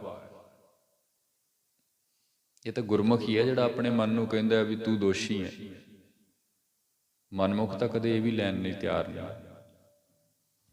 ਜੇ ਸਹੀ ਅਰਥਾਂ ਵਿੱਚ ਵਿਆਖਿਆ ਕਰਾਂਗੇ ਨਾ ਆਪਾਂ, ਤੇ ਐਸੇ ਬੰਦੇ ਦਾ ਕੋਈ ਦੁਸ਼ਮਣ ਨਹੀਂ ਹੈ, ਉਹਦਾ ਮਨ ਆਪਣਾ ਆਪ ਹੀ ਉਹਦਾ ਦੁਸ਼ਮਣ ਬਣਿਆ ਹੋਇਆ। ਉਹਨੇ ਉਹਨੂੰ ਇਸ ਪਾਸੇ ਲਾ ਦਿੱਤਾ ਹੈ। ਰੋਜ਼ ਦੇ ਵਿਕਾਰ, ਰੋਜ਼ ਦੇ ਵਿਚਾਰ, ਰੋਜ਼ ਦੀਆਂ ਮਾੜੀਆਂ ਸੰਗਤਾਂ, ਰੋਜ਼ ਦੇ ਮਾੜੇ ਫੁਰਨੇ, ਅਖੀਰ ਇਸ ਸਮਾਜ ਵਿੱਚ ਉਹਦਾ ਜਿਹੜਾ ਨਾਮ ਹੈ, ਉਹਦੀ ਜਿਹੜੀ ਛਵੀ ਐਸੀ ਬਣਾ ਦਿੱਤੀ ਹੈ ਕਿ ਹਰ ਬੰਦਾ ਕਹਿੰਦਾ ਯਾਰ ਇਹਦੇ ਵਰਗੇ ਤੇ ਮਾੜਾ ਹੀ ਕੋਈ ਨਹੀਂ। ਇਹਦਾ ਮਤਲਬ ਆਪਣਾ ਮਨ ਹੀ ਦੁਸ਼ਮਣ ਹੈ। ਭਾਈ ਸਾਹਿਬ ਜੀ ਕਹਿੰਦੇ ਨੇ, ਜੈਸੇ ਸ਼ਸਤਰ ਸਾਧਨਾ ਸੰਗਰਾਮ ਕਰ ਸਾਧੇ ਬਿਨਾ। ਜਿਵੇਂ ਸ਼ਤਰੂ ਹੈ ਨਾ ਕੋਈ ਸਾਡਾ, ਤੇ ਜਦੋਂ ਤੱਕ ਰਣ ਤੱਤੇ ਵਿੱਚ ਜਾਂਦੇ ਨਹੀਂ, ਉਹਨੂੰ ਸਾਧਦੇ ਨਹੀਂ, ਉਦੋਂ ਤੱਕ ਕਰਦਾ ਕੀ ਹੈ? ਪਲ ਪਲ ਪ੍ਰਬਲ ਹੋਏ ਕਰਹਿ ਉਪਾਦ ਜੀ। ਪਲ ਪਲ ਪਲ ਪਲ ਹਰ ਇੱਕ ਗੱਲ ਨਾਲ ਜ਼ੋਰ ਲਾਉਂਦਾ, ਪ੍ਰਬਲ ਹੁੰਦਾ, ਫਿਰ ਉਹ ਉਪਾਦ ਖੜੀ ਕਰਦਾ, ਸਾਡੇ ਲਈ ਸਮੱਸਿਆ ਖੜੀ ਕਰਦਾ। ਜਦੋਂ ਉਹਨੂੰ ਮੌਕਾ ਮਿਲਦਾ ਉਹ ਸਾਡੇ ਉੱਪਰ ਜ਼ੋਰ ਪਾ ਕਰਕੇ ਤੇ ਸਾਨੂੰ ਜਿੱਤ ਲੈਂਦਾ, ਮਾਰ ਦਿੰਦਾ, ਕੁੱਟਦਾ, ਦੁਖੀ ਕਰਦਾ। ਇਸ ਲਈ ਭਾਈ ਸਾਹਿਬ ਜੀ ਕਹਿੰਦੇ ਨੇ ਇਸ ਸ਼ਤਰੂ ਨੂੰ ਸਾਧਨਾ ਵੀ ਬੜਾ ਜ਼ਰੂਰੀ ਹੈ। ਪਹਿਲਾ ਉਦਾਹਰਨ ਉਹਨਾਂ ਨੇ ਦਿੱਤਾ, ਰੋਗੀ ਨੂੰ ਰੋਗ ਠੀਕ ਕਰਨ ਦੇ ਲਈ ਵੈਦ ਦੇ ਨੇਮ ਅਨੁਸਾਰ ਦਵਾ ਲੈਣੀ ਜ਼ਰੂਰੀ ਹੈ। ਦੂਸਰਾ ਉਦਾਹਰਨ ਉਹਨਾਂ ਨੇ ਦਿੱਤਾ, ਸ਼ਾਹੂਕਾਰ ਦੇ ਕਰਜ਼ੇ ਤੋਂ ਮੁਕਤ ਹੋਣ ਦੇ ਲਈ ਸਮੇਂ ਅਨੁਸਾਰ ਉਦਮ ਕਰਕੇ ਉਹਦਾ ਰਿਣ ਮੋੜਨਾ ਜ਼ਰੂਰੀ ਹੈ। ਤੀਸਰਾ ਉਦਾਹਰਨ ਭਾਈ ਸਾਹਿਬ ਜੀ ਨੇ ਦਿੱਤਾ ਹੈ, ਸਮੇਂ ਅਨੁਸਾਰ ਆਪਣੇ ਸ਼ਤਰੂ ਨੂੰ ਘਾਤ ਲਾ ਕੇ ਖਤਮ ਕਰਨਾ, ਮੁਕਾਉਣਾ ਜ਼ਰੂਰੀ ਹੈ, ਵਰਨਾ ਉਹ ਸਾਨੂੰ ਖਤਮ ਕਰੇਗਾ। ਤਿੰਨ ਗੱਲਾਂ ਕਰਕੇ ਚੌਥੀ ਗੱਲ ਭਾਈ ਗੁਰਦਾਸ ਜੀ ਨੇ ਕੀਤੀ, ਜਿਉਂ ਜਿਉਂ ਭੀਜੈ ਕਾਮਰੀ ਤਉ ਤਉ ਭਾਰੀ ਹੋਰ ਜਾਤ, ਬਿਨ ਸਤਿਗੁਰੂ ਨਾ ਮਿਟਤ ਉਪਰਾਧ ਜੀ। ਇਹ ਜ਼ਿੰਦਗੀ ਦੀ ਕੰਬਲੀ ਹੈ, ਖੇਸੀ, ਜੋ ਵੀ ਅਸੀਂ ਕਹਿ ਲਈਏ ਵਸਤਰ। ਜਿਵੇਂ ਜਿਵੇਂ ਇਸ ਸੰਸਾਰਿਕ ਕਾਰਜਾਂ ਦੇ ਵਿੱਚ, ਸੰਸਾਰਿਕ ਫੁਰਨਿਆਂ ਦੇ ਅੰਦਰ, ਸੰਸਾਰਿਕ ਵਿਸ਼ੇ ਵਿਕਾਰਾਂ ਦੇ ਅੰਦਰ ਭਿੱਜਦੀ ਜਾਂਦੀ ਹੈ, ਸੱਚ ਜਾਣੋ ਇਹਦਾ ਭਾਰ ਵੱਧਦਾ ਜਾਂਦਾ ਹੈ। ਆ ਕਦੇ ਆਪ ਬਰੀਕੀ ਨਾਲ ਸੋਚ ਕੇ ਵੇਖਿਓ, ਜਿੰਨੀ ਕੁ ਮਾਨਸਿਕ ਪੀੜ ਇਸ ਉਮਰ ਵਿੱਚ ਅਸੀਂ ਹੰਢਾ ਰਹੇ ਹਾਂ ਨਾ, ਅੱਜ ਤੋਂ 10 ਸਾਲ ਪਹਿਲਾਂ ਨਹੀਂ ਸੀ, ਤੇ ਉਹਦੇ ਤੋਂ 20 ਸਾਲ ਪਹਿਲਾਂ ਜਮਾ ਹੀ ਨਹੀਂ ਸੀ। ਜਦੋਂ ਬਚਪਨ ਵਿੱਚ ਸਾਂ,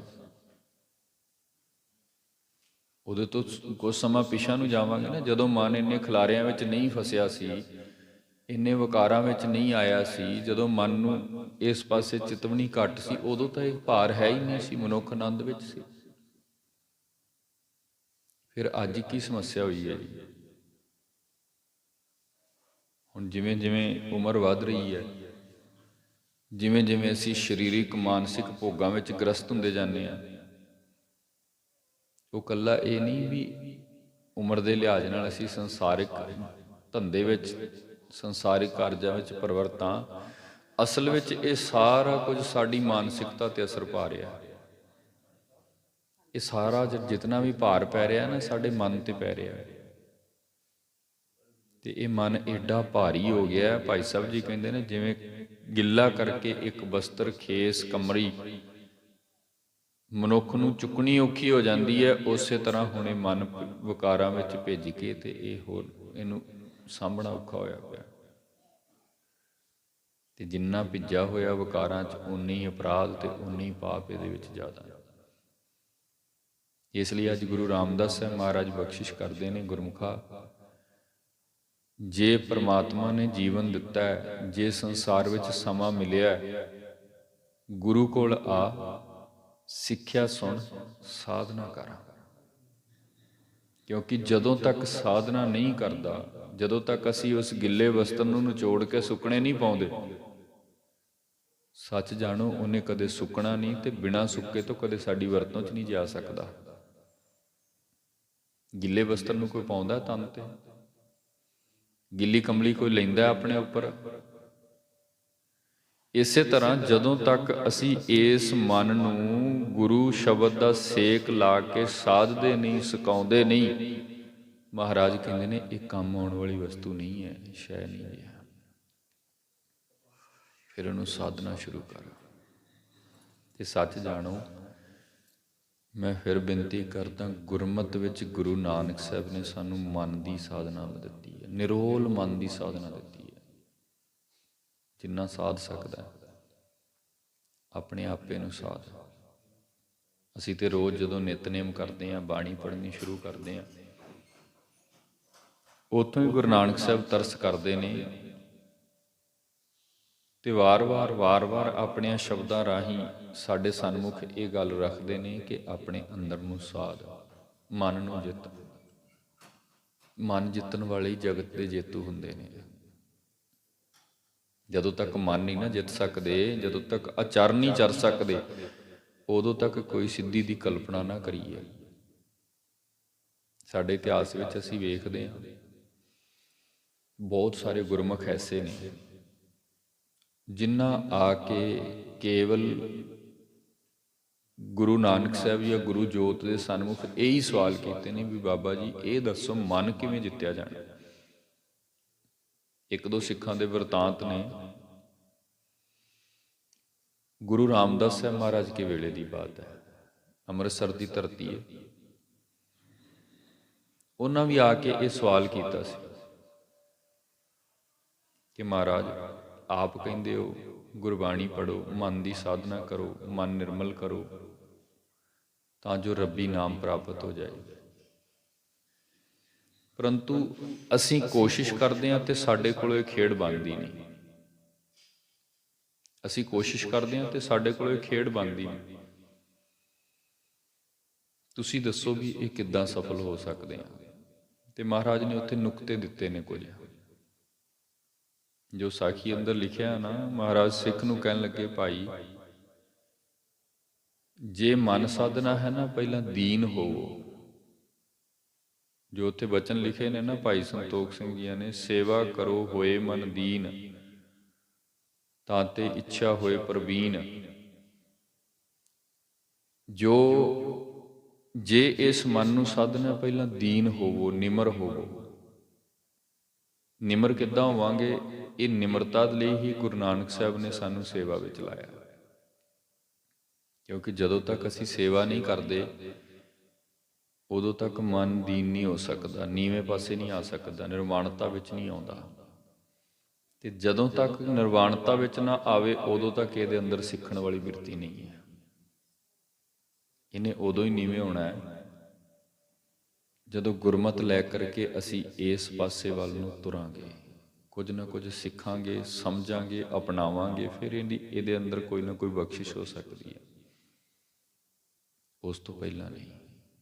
ਗੁਰੂ ਰਾਮਦਾਸ ਸਾਹਿਬ ਮਹਾਰਾਜ ਕਹਿੰਦੇ ਨੇ, ਗੁਰਮੁਖਾ ਇਹਨੂੰ ਸਾਧ। ਸਾਧਿਆਂ ਸਿੱਧੀ ਹੁੰਦੀ ਹੈ। ਸਿੱਧੀ ਤੋਂ ਭਾਵ ਹੈ ਕਿ ਜਿਹੜੀਆਂ ਕਰਾਮਾਤੀ ਤਾਕਤਾਂ ਦਾ ਇਹ ਮਾਲਕ ਹੈ ਨਾ, ਅਸਲ ਵਿੱਚ ਇਹਨੂੰ ਉਹਨਾਂ ਦਾ ਪਤਾ ਲੱਗਣਾ ਸ਼ੁਰੂ ਹੁੰਦਾ ਹੈ। ਕਿਉਂਕਿ ਮੈਂ ਪਹਿਲੇ ਵੀ ਬੇਨਤੀ ਕੀਤੀ ਹੈ, ਗੁਰੂ ਨਾਨਕ ਸਾਹਿਬ ਕਹਿੰਦੇ ਨੇ ਇਹ ਮਨ ਜਿਹੜਾ ਹੈ ਨਾ, ਇਹ ਸ਼ਕਤੀ ਵੀ ਹੈ ਤੇ ਇਹ ਸੀਓ ਵੀ ਹੈ। ਸੀਓ ਦਾ ਮਤਲਬ ਸ਼ਿਵ ਪਰਮਾਤਮਾ ਵੀ ਹੈ। ਸ਼ਕਤੀ ਜਦੋਂ ਸੰਸਾਰ ਦੀ ਮਾਇਆ ਨਾਲ ਜੁੜਦਾ ਹੈ ਤੇ ਸਾਰਾ ਸੰਸਾਰੀ ਹੈ, ਸਾਰਾ। ਜਦੋਂ ਭਗਤੀ ਵਾਲੇ ਪਾਸੇ ਜੁੜਦਾ ਹੈ ਤੇ ਇੰਨੀਆਂ ਵੱਡੀਆਂ ਬਖਸ਼ਿਸ਼ਾਂ ਦਾ ਮਾਲਕ ਹੈ ਵੀ ਇਹਦੇ ਵਰਗਾ ਜੋਗੀ ਕੋਈ ਨਹੀਂ। ਜਿਹੜੀਆਂ ਕਰਾਮਾਤੀ ਤਾਕਤਾਂ ਦੀ ਅਸੀਂ ਗੱਲ ਕਰਦੇ ਹਾਂ ਨਾ, ਗੁਰੂ ਨਾਨਕ ਸਾਹਿਬ ਕਹਿੰਦੇ ਨੇ ਸਾਰੀਆਂ ਇਹਦੇ ਹੱਥ ਵਿੱਚ ਨੇ, ਸਾਰੀਆਂ। ਪਰੰਤੂ ਮਿਲਦੀਆਂ ਉਦੋਂ ਨੇ ਜਦੋਂ ਇਹ ਆਪਣੀ ਫ੍ਰੀਕੁਐਂਸੀ ਸੈੱਟ ਕਰ ਲੈਂਦਾ, ਜਦੋਂ ਇਹ ਆਪਣਾ ਸਿਗਨਲ ਸੈੱਟ ਕਰ ਲੈਂਦਾ। ਜਦੋਂ ਤੱਕ ਸਿਗਨਲ ਸੈੱਟ ਨਹੀਂ ਨਾ ਹੁੰਦਾ, ਸੱਚ ਜਾਣੋ ਇੱਧਰ ਕੁਝ ਵੀ ਜ਼ਿੰਦਗੀ ਵਿੱਚ ਕੁਝ ਵੀ ਠੀਕ ਨਹੀਂ ਚੱਲਦਾ। ਆ ਵੇਖੋ, ਅੱਜ ਇੰਟਰਨੈਟ ਦੇ ਯੁੱਗ ਦੇ ਵਿੱਚ ਅਸੀਂ ਆਪਣੇ ਮੋਬਾਈਲ ਚਲਾ ਰਹੇ ਹਾਂ, ਸਾਡੇ ਟੀਵੀ ਚੱਲ ਰਹੇ ਨੇ, ਹੋਰ ਬਹੁਤ ਸੌਦਾ ਚੱਲ ਰਿਹਾ ਕੰਪਿਊਟਰ ਦਾ। ਉਹਦੇ ਉੱਤੇ ਵੀ ਇਹੀ ਨੇਮ ਲਾਗੂ ਹੁੰਦਾ ਹੈ। ਬਕਾਇਦਾ ਖੋਜੀਆਂ ਨੇ, ਵਿਗਿਆਨੀਆਂ ਨੇ ਉਹਦਾ ਸਿਗਨਲ ਸੈੱਟ ਕੀਤਾ ਹੈ, ਤੇ ਜਿਹਦਾ ਸਿਗਨਲ ਸੈੱਟ ਹੈ, ਤੁਸੀਂ ਉਸ ਕੰਪਿਊਟਰ ਤੋਂ, ਉਸ ਮੋਬਾਈਲ ਤੋਂ, ਉਸ ਟੀਵੀ ਤੋਂ ਜੋ ਮਰਜ਼ੀ ਖੋਜ ਲਓ, ਉਹ ਸਭ ਕੁਝ ਕੱਢ ਕੇ ਸਾਡੇ ਸਾਹਮਣੇ ਰੱਖਦਾ। ਹੁਣ ਕਿਸੇ ਦਾ ਸਿਗਨਲ ਡਿਸਕਨੈਕਟ ਹੋ ਗਿਆ, ਜਿੰਨਾ ਮਰਜ਼ੀ ਜ਼ੋਰ ਲਾਈ ਉਹਦੇ 'ਚ ਕੁਝ ਨਹੀਂ ਆਏਗਾ। ਨਾ ਕੰਪਿਊਟਰ ਚੱਲੇਗਾ, ਨਾ ਮੋਬਾਈਲ ਚੱਲੇਗਾ, ਨਾ ਟੀਵੀ ਤੇ ਕੋਈ ਪਿਕਚਰ ਆਏਗੀ। ਕਿਉਂ ਨਹੀਂ ਜੀ? ਕਿਉਂਕਿ ਜਿਹੜਾ ਮੂਲ ਹੈ ਉਹਦੇ ਤੋਂ ਉਹਦਾ ਸਿਗਨਲ ਡਿਸਕਨੈਕਟ ਹੋ ਚੁੱਕਾ, ਕੱਟਿਆ ਜਾ ਚੁੱਕਾ ਹੈ। ਤੇ ਜਦੋਂ ਤੱਕ ਉਹ ਮੁੜ ਦੁਬਾਰਾ ਜੋੜਿਆ ਨਹੀਂ ਜਾਂਦਾ, ਉਦੋਂ ਤੱਕ ਇਸ ਯੰਤਰ ਸਾਡੇ ਕਿਸੇ ਕੰਮ ਦਾ ਨਹੀਂ ਹੈ। ਵਾਧੂ ਦਾ ਖਰਚਾ ਪਿਆ ਰਹੇਗਾ, ਕਿਸੇ ਕੰਮ ਦਾ ਨਹੀਂ ਹੈ। ਮੈਂ ਫਿਰ ਬੇਨਤੀ ਕਰ ਦਿੰਦਾ, ਇੱਕ ਮਨੁੱਖ ਨੇ 10,000 20,000 50,000 ਲੈ ਕੇ ਮੋਬਾਈਲ ਲਿਆ, ਲੇਕਿਨ ਸਿਗਨਲ ਦੀ ਜੁਗਤ ਨਹੀਂ ਹੈ, ਸਾਰਾ ਪੈਸਾ ਵੇਸਟ, ਕਿਸੇ ਕੰਮ ਨਹੀਂ ਆਏਗਾ। ਤੇ ਜੇ ਕਿਤੇ ਵਿਗਿਆਨੀ ਤੋਂ ਮੱਤ ਲੈ ਕੇ ਉਹਨੇ ਆਪਣਾ ਸਿਗਨਲ ਉਸ ਮੇਨ ਮਹਾਪਾਵਰ ਨਾਲ ਸੈੱਟ ਕਰ ਲਿਆ, ਸੱਚ ਜਾਣੋ ਦੁਨੀਆ ਭਰ ਦੀ ਖੋਜ ਇਹਦੇ ਵਿੱਚ ਆ ਜਾਏਗੀ। ਵਰਲਡ ਦੇ ਅੰਦਰ ਕਿਤੇ ਵੀ ਗੱਲ ਕਰਨਾ ਚਾਹੋ, 1 ਸੈਕਿੰਡ ਦਾ ਸਮਾਂ ਲਾਏਗਾ। ਕੁਝ ਵੀ ਖੋਜਣਾ ਚਾਹੋ, ਇਹ ਉਸੇ ਵਕਤ ਕੱਢ ਕੇ ਬਾਹਰ ਰੱਖ ਦੇ। ਤੇ ਸਾਇੰਸਦਾਨ, ਵਿਗਿਆਨੀ ਜਾਂ ਅੰਤਰ ਖੋਜੀ ਤਾਂ ਇਹ ਕਹਿੰਦੇ ਨੇ, ਮਨ ਤਾਂ ਇਹਦੇ ਤੋਂ ਬਹੁਤ ਵੱਡਾ ਮੋਬਾਈਲ ਹੈ। ਇਹ ਤੇ 10% ਖੋਜ ਵੀ ਨਹੀਂ ਹੈ। ਇਹ ਜਿਹੜਾ ਸੰਸਾਰ ਖੋਜਿਆ ਗਿਆ ਹੈ ਨਾ, ਇਹ ਸਾਰੀ ਖੋਜ ਇਸ ਮਨ ਦੀ ਹੈ, ਲੇਕਿਨ ਇਹ 10% ਵੀ ਨਹੀਂ ਹੈ। 90% ਇਸ ਤੋਂ ਵੀ ਵੱਡੀ ਹੈ। ਮਨ ਏਡਾ ਵੱਡਾ ਸਿਗਨਲ ਹੈ। ਜੇ ਕਿਸੇ ਗੁਰਮੁਖ ਦਾ ਆਪਣੇ ਅਸਲ ਪਰਮਾਤਮਾ ਨਾਲ ਜੁੜ ਗਿਆ, ਤੇ ਮਹਾਰਾਜ ਕਹਿੰਦੇ ਨੇ ਰਿੱਧੀਆਂ ਸਿੱਧੀਆਂ ਕਿਹੜੀਆਂ ਗੱਲਾਂ ਨੇ। ਗੁਰਮੁਖਾਂ ਦੇ ਪਿੱਛੇ ਪਿੱਛੇ ਫਿਰਦੀਆਂ ਨੇ, ਰਿੱਧ ਸਿੱਧ ਨਾਮ ਹੈ ਕੀ ਦੱਸ। ਗੁਰੂ ਨਾਨਕ ਸਾਹਿਬ ਜੀਆਂ ਦੇ ਨਾਲ ਜਦੋਂ ਵੀ ਕੋਈ ਵਿਰੋਧਤਾ ਹੁੰਦੀ ਹੈ, ਕੁਦਰਤੀ ਕਰਾਮਾਤ ਹੋ ਜਾਂਦੀ ਹੈ, ਕੁਦਰਤੀ। ਕਿਉਂਕਿ ਬਾਬਾ ਜੀ ਦੀ ਆਪਣੀ ਦੇ ਕੋਈ ਕਰਾਮਾਤ ਵਾਲੀ ਬਿਰਤੀ ਨਹੀਂ ਹੈ। ਆਪ ਤਾਂ ਉਹ ਇਸ ਪੱਖ ਤੇ ਕਦੀ ਕੁਝ ਉਹ ਕਰਦੇ ਹੀ ਨਹੀਂ, ਉਹਨਾਂ ਦਾ ਕੋਈ ਹੈ ਹੀ ਨਹੀਂ ਇਸ ਪੱਖ ਤੇ ਵੀ ਅਸੀਂ ਕੋਈ ਕਿਸੇ ਨੂੰ ਕਰਾਮਾਤ ਵਿਖਾ ਕੇ ਪ੍ਰਭਾਵਿਤ ਕਰਨਾ। ਲੇਕਿਨ ਜਦੋਂ ਕੋਈ ਹੁਜਤ ਕਰਦਾ, ਉਸ ਵਕਤ ਹੀ ਬਾਬਾ ਜੀ ਦੇ ਮਨ ਵਿੱਚ ਖਿਆਲ ਆਉਂਦਾ, ਤੇ ਉਹ ਖਿਆਲ ਸੈਕਿੰਡ ਦੇ ਵਿੱਚ ਹੀ ਪੂਰਾ ਹੋ ਜਾਂਦਾ ਹੈ। ਇਹਦਾ ਮਤਲਬ ਹੈ ਵੀ ਇਹਦੇ ਵਿੱਚ ਬਹੁਤ ਸਾਰੀ ਤਾਕਤ ਹੈ। ਮੱਕੇ ਵਾਲੀ ਸਾਖੀ ਅਸੀਂ ਸਾਰੇ ਸੁਣਦੇ ਹਾਂ, ਬਾਬਾ ਜੀਆਂ ਨੇ ਕਲਾ ਫੇਰਤੀ ਕੀਤੀ ਤੇ ਮੱਕਾ ਘੁਮਾ ਕੇ ਰੱਖ ਦਿੱਤਾ। ਹੁਣ ਜਿਹੜੇ ਮਨੋਵਿਗਿਆਨੀ ਨੇ ਨਾ, ਉਹ ਇਹਦੀ ਖੋਜ ਕੁਛ ਨਵੇਂ ਤਰੀਕੇ ਨਾਲ ਕਰਦੇ ਨੇ। ਕਿਉਂਕਿ ਜਿਹੜੀ ਸਾਡੀ ਮੱਤ ਹੈ, ਸਾਡੀ ਖੋਜ ਹੈ, ਜਿਹੜੀ ਅਸੀਂ ਤਾਂ ਇਹੀ ਕਹਿ ਸਕਦੇ ਹਾਂ ਵੀ ਕਰਾਮਾਤ ਹੈ, ਕਿਉਂਕਿ ਇਸ ਤੋਂ ਅੱਗੇ ਅਸੀਂ ਮਨ ਨੂੰ ਖੋਜਿਆ ਹੀ ਨਹੀਂ, ਅਜੇ ਤੱਕ ਅਗਾਂਹ ਤੁਰੇ ਹੀ ਨਹੀਂ।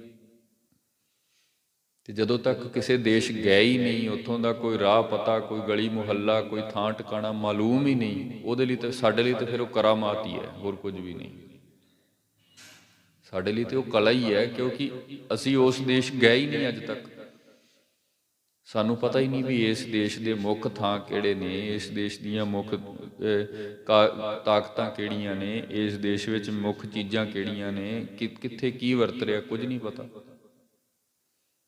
ਜਿਹੜੇ ਪਹੁੰਚ ਰਹੇ ਨੇ, ਖਾਸ ਕਰਕੇ ਇਹ ਜਿਹੜੇ ਅਧਿਆਤਮ ਦੇ ਪਾਂਧੀ ਨੇ ਨਾ, ਆਤਮ ਸਾਇੰਸ ਵਾਲੇ ਮਨੁੱਖ ਨੇ, ਉਹਨਾਂ ਨੇ ਬੜੀਆਂ ਬਰੀਕ ਗੱਲਾਂ ਕੱਢੀਆਂ ਨੇ ਇੱਥੇ ਖੋਜ ਕੇ। ਉਹ ਕਹਿੰਦੇ ਬਾਬਾ ਨਾਨਕ ਸਾਹਿਬ ਜੀ ਦੀ ਆਪਣੀ ਮਰਜ਼ੀ ਨਹੀਂ ਸੀ ਕਰਾਮਾਤ, ਕਿਉਂਕਿ ਆਪ ਤਾਂ ਉਹਨਾਂ ਨੇ ਹਰ ਥਾਂ ਤੇ ਕਰਾਮਾਤ ਨੂੰ ਕਹਿਰ ਦਾ ਨਾਮ ਦਿੱਤਾ ਹੈ। ਆਪ ਤਾਂ ਬਾਣੀ ਵਿੱਚ ਵੀ ਕਹਿ ਗਏ ਨੇ, ਜੇ ਖਸਮ ਨੂੰ ਭਾਉਂਦੀ ਹੈ ਤੇ ਕਰਾਮਾਤ ਹੈ, ਸਾਡੇ ਲਈ ਕੋਈ ਕਰਾਮਾਤ ਨਹੀਂ ਹੈ। ਨਾਨਕ ਸਾਹ ਕਰਾਮਾਤ ਸਾਹਿਬ ਤੁਠਾ ਜੋ ਮਿਲੇ। ਫਿਰ ਇਹ ਏਡੀ ਕਲਾ ਕਿਵੇਂ ਵਰਤ ਜਾਂਦੀ ਹੈ? ਆਤਮ ਖੋਜੀ ਵਿਗਿਆਨੀ ਜਿਹੜੇ ਨੇ, ਉਹ ਕਹਿੰਦੇ ਨੇ ਵੀ ਜਦੋਂ ਕੋਈ ਗੁਰੂ ਨਾਨਕ ਸਾਹਿਬ ਮਹਾਰਾਜ ਜੀ ਦੇ ਨਾਲ ਹੁਜਤ ਕਰਦਾ ਹੈ, ਧੱਕਾ ਕਰਦਾ ਹੈ, ਜਦੋਂ ਕੋਈ ਗੁਰੂ ਨਾਨਕ ਸਾਹਿਬ ਮਹਾਰਾਜ ਜੀ ਕੀ ਬੇਅਦਬੀ ਕਰ ਦਿੰਦਾ ਹੈ, ਜਿਵੇਂ ਉੱਥੇ ਕਾਜੀ ਉਹਨੇ ਮਹਾਰਾਜ ਜੀ ਕੇ ਲੱਕ ਵਿੱਚ ਲੱਤ ਮਾਰੀ, ਜੀਵਨ ਕਾਜੀ ਨੇ, ਤੇ ਗੁਰੂ ਨਾਨਕ ਸਾਹਿਬ ਨੂੰ ਕਹਿਣ ਲੱਗੇ ਵੀ ਤੂੰ ਖੁਦਾ ਦੇ ਘਰ ਪੈਰ ਕੀਤੀ ਪਿਆ, ਤੈਨੂੰ ਇਸ ਗੱਲ ਤੋਂ ਕੋਈ ਆਪਣੇ ਆਪ ਵਿੱਚ ਹੈ ਨਹੀਂ, ਤੈਨੂੰ ਸਮਝ ਨਹੀਂ ਆ ਰਹੀ ਵੀ ਤੂੰ ਖੁਦਾ ਦੇ ਘਰ ਵੱਲ ਪੈਰ ਕੀਤੇ ਨੇ। ਤੇ ਗੁਰੂ ਨਾਨਕ ਸਾਹਿਬ ਤੇ ਆਪਣੀ ਮੌਜ ਵਿੱਚ ਅਕਾਲ ਪੁਰਖ ਦੇ ਸਿਮਰਨ ਵਿੱਚ ਸੁੱਤੇ ਪਏ ਸਨ। ਜਦੋਂ ਲੱਤ ਵੱਜੀ, ਮਹਾਰਾਜ ਸੋਚਣ ਲੱਗੇ, ਹਾਲਾਂਕਿ ਵਿਰੋਧਤਾ ਵਾਲਾ ਸੁਭਾਅ ਹੈ ਹੀ ਨਹੀਂ ਬਾਬੇ ਦਾ। ਜਦੋਂ ਸੋਚਦੇ ਨੇ ਨਾ ਮਨ ਕਰਕੇ ਵੀ ਕਿੱਦਾਂ ਦਾ ਮਨੁੱਖ ਹੈ ਯਾਰ, ਇਹਨੂੰ ਪਤਾ ਹੀ ਨਹੀਂ ਯਾਤਰੂ ਨਾਲ ਸਲੂਕ ਕਿੱਦਾਂ ਕਰੀਦਾ, ਇਹਨੂੰ ਪਤਾ ਹੀ ਨਹੀਂ ਵੀ ਕੋਈ ਬਾਹਰੋਂ ਆਇਆ ਹੈ। ਕਿਉਂਕਿ ਜੇ ਅਸੀਂ ਗੱਲ ਕਰੀਏ ਨਾ, ਸੁਚੱਜੇ ਮਨੁੱਖ ਦੀ ਨਿਸ਼ਾਨੀ ਹੈ ਉਹਦੇ ਕੋਲ ਹਰ ਚੀਜ਼ ਦਾ ਸਲੀਕਾ ਹੁੰਦਾ ਹੈ। ਸਿਆਣਾ ਮਨੁੱਖ ਹੈ ਨਾ, ਉਹ ਇਵੇਂ ਅਣਮਿੱਥੀਆਂ ਗੱਲਾਂ, ਬੇਤੁਕੀਆਂ ਗੱਲਾਂ, ਅਣਮਿੱਥੀ ਘਾੜਤ ਨਹੀਂ ਰੱਖਦਾ ਕਦੇ। ਸਿਆਣਾ ਮਨੁੱਖ ਹੈ, ਤੁਸੀਂ ਉਹਦੇ ਘਰ ਜਾਓਗੇ, ਭਾਵੇਂ ਉਹ ਸਾਨੂੰ ਨਹੀਂ ਜਾਣਦਾ, ਕੋਈ ਅੱਗੋਂ ਪਿੱਛੋਂ ਕੋਈ ਵਾਰਤਾਲਾਪ, ਫਿਰ ਵੀ ਉਹ ਕਹੇਗਾ ਆਓ ਭਾਈ ਸਾਹਿਬ ਬੈਠੋ, ਚਾਹ ਪਾਣੀ ਦੀ ਸੇਵਾ ਦੱਸੋ, ਫਿਰ ਬਹਿ ਕੇ ਵਿਚਾਰ ਕਰਦੇ ਹਾਂ ਤੁਸੀਂ ਕਿਸ ਪੱਖ ਤੋਂ ਆਏ ਹੋ। ਜੇ ਕੋਈ ਉੱਦਾਂ ਦਾ ਹੀ ਮੂੜ ਮੱਤ ਵਾਲਾ ਸਾਡੇ ਵਰਗਾ, ਹਾਂ ਦੱਸ ਭਾਈ ਕੀ ਕੰਮ ਹੈ, ਪਹਿਲਾਂ ਕੰਮ ਦੱਸ, ਇਹ ਸਿਆਣਪ ਨਹੀਂ ਹੈ। ਗੁਰਮਤਿ ਦੀ ਸਿਆਣਪ ਬੜੀ ਬਰੀਕ ਹੈ। ਗੁਰੂ ਨਾਨਕ ਸਾਹਿਬ ਮਹਾਰਾਜ ਕੇ ਜਿਹਨ ਵਿੱਚ ਵਿਚਾਰ ਆਉਂਦਾ ਹੈ ਕਿ ਕਿੱਦਾਂ ਦਾ ਮਨੁੱਖ ਹੈ, ਅਸੀਂ ਇੰਨੀ ਦੂਰ ਤੋਂ ਸਫ਼ਰ ਕਰਦੇ ਇਹਨਾਂ ਦੇ ਧਰਮ ਸਥਾਨ ਤੇ ਆਏ ਹਾਂ ਤੇ ਸਾਨੂੰ ਲੱਤਾਂ ਮਾਰ ਰਿਹਾ। ਫਿਰ ਕਾਜੀ ਹੈ, ਫਿਰ ਉਹ ਜਿਹੜਾ ਇਸ ਧਰਮ ਦਾ, ਇਸ ਥਾਂ ਦਾ ਮੁਖੀ ਹੈ, ਇਹ ਉਹ ਹੈ। ਕਿੰਨੀ ਕੁ ਸਿਆਣਪ ਹੋਵੇਗੀ ਇਹਨੂੰ। ਫਿਰ ਵੀ ਮਹਾਰਾਜ ਨੇ ਉਹ ਸਹਿ ਲਈ, ਕੁਝ ਨਹੀਂ ਬੋਲੇ। ਹਿਰਦੇ ਵਿੱਚ ਵਿਚਾਰ ਜ਼ਰੂਰ ਆਉਂਦਾ ਹੈ। ਆਤਮ ਸਾਇੰਸ ਦੇ ਜਿਹੜੇ ਵਿਦਿਆਰਥੀ ਨੇ, ਜਿਹੜੇ ਖੋਜੀ ਨੇ, ਉਹ ਕਹਿੰਦੇ ਨੇ ਕਿ ਮਨ ਵਿੱਚ ਵਿਚਾਰ ਜ਼ਰੂਰ ਆਉਂਦਾ ਹੈ ਵੀ ਕੋਈ ਸਿਆਣਾ ਬੰਦਾ ਨਹੀਂ ਹੈ। ਤੇ ਮਹਾਰਾਜ ਕਹਿੰਦੇ ਨੇ ਵੀ ਭਲਿਆ, ਤੇਰੇ ਖੁਦਾ ਦਾ ਘਰ ਜਿਹੜੇ ਪਾਸੇ ਨਹੀਂ ਹੈ ਤੂੰ ਉੱਧਰ ਕਰ ਦੇ, ਮੇਰੀ ਲੱਤ ਉੱਧਰ ਕਰ ਦੇ, ਕਿਉਂਕਿ ਮੈਨੂੰ ਤਾਂ ਹਰ ਪਾਸੇ ਖੁਦਾ ਦਾ ਘਰ ਦਿਸਦਾ ਪਿਆ। ਹੁਣ ਜਦੋਂ ਇੰਨਾ ਫੁਰਨਾ ਉਹਨਾਂ ਦੇ ਮਨ ਵਿੱਚ ਉੱਠਦਾ ਨਾ, ਹਰ ਪਾਸੇ ਖੁਦਾ ਦਾ ਘਰ ਦਿਸਦਾ,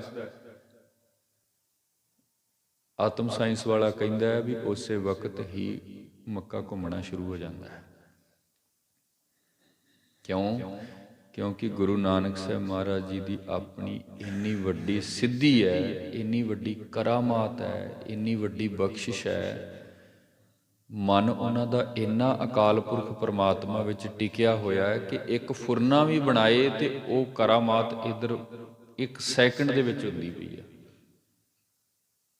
ਮਨ ਉਹ ਸਿਗਨਲ ਤੇ ਕਨੈਕਟ ਹੈ ਜਿੱਥੋਂ ਸਭ ਕੁਝ ਆ ਰਿਹਾ।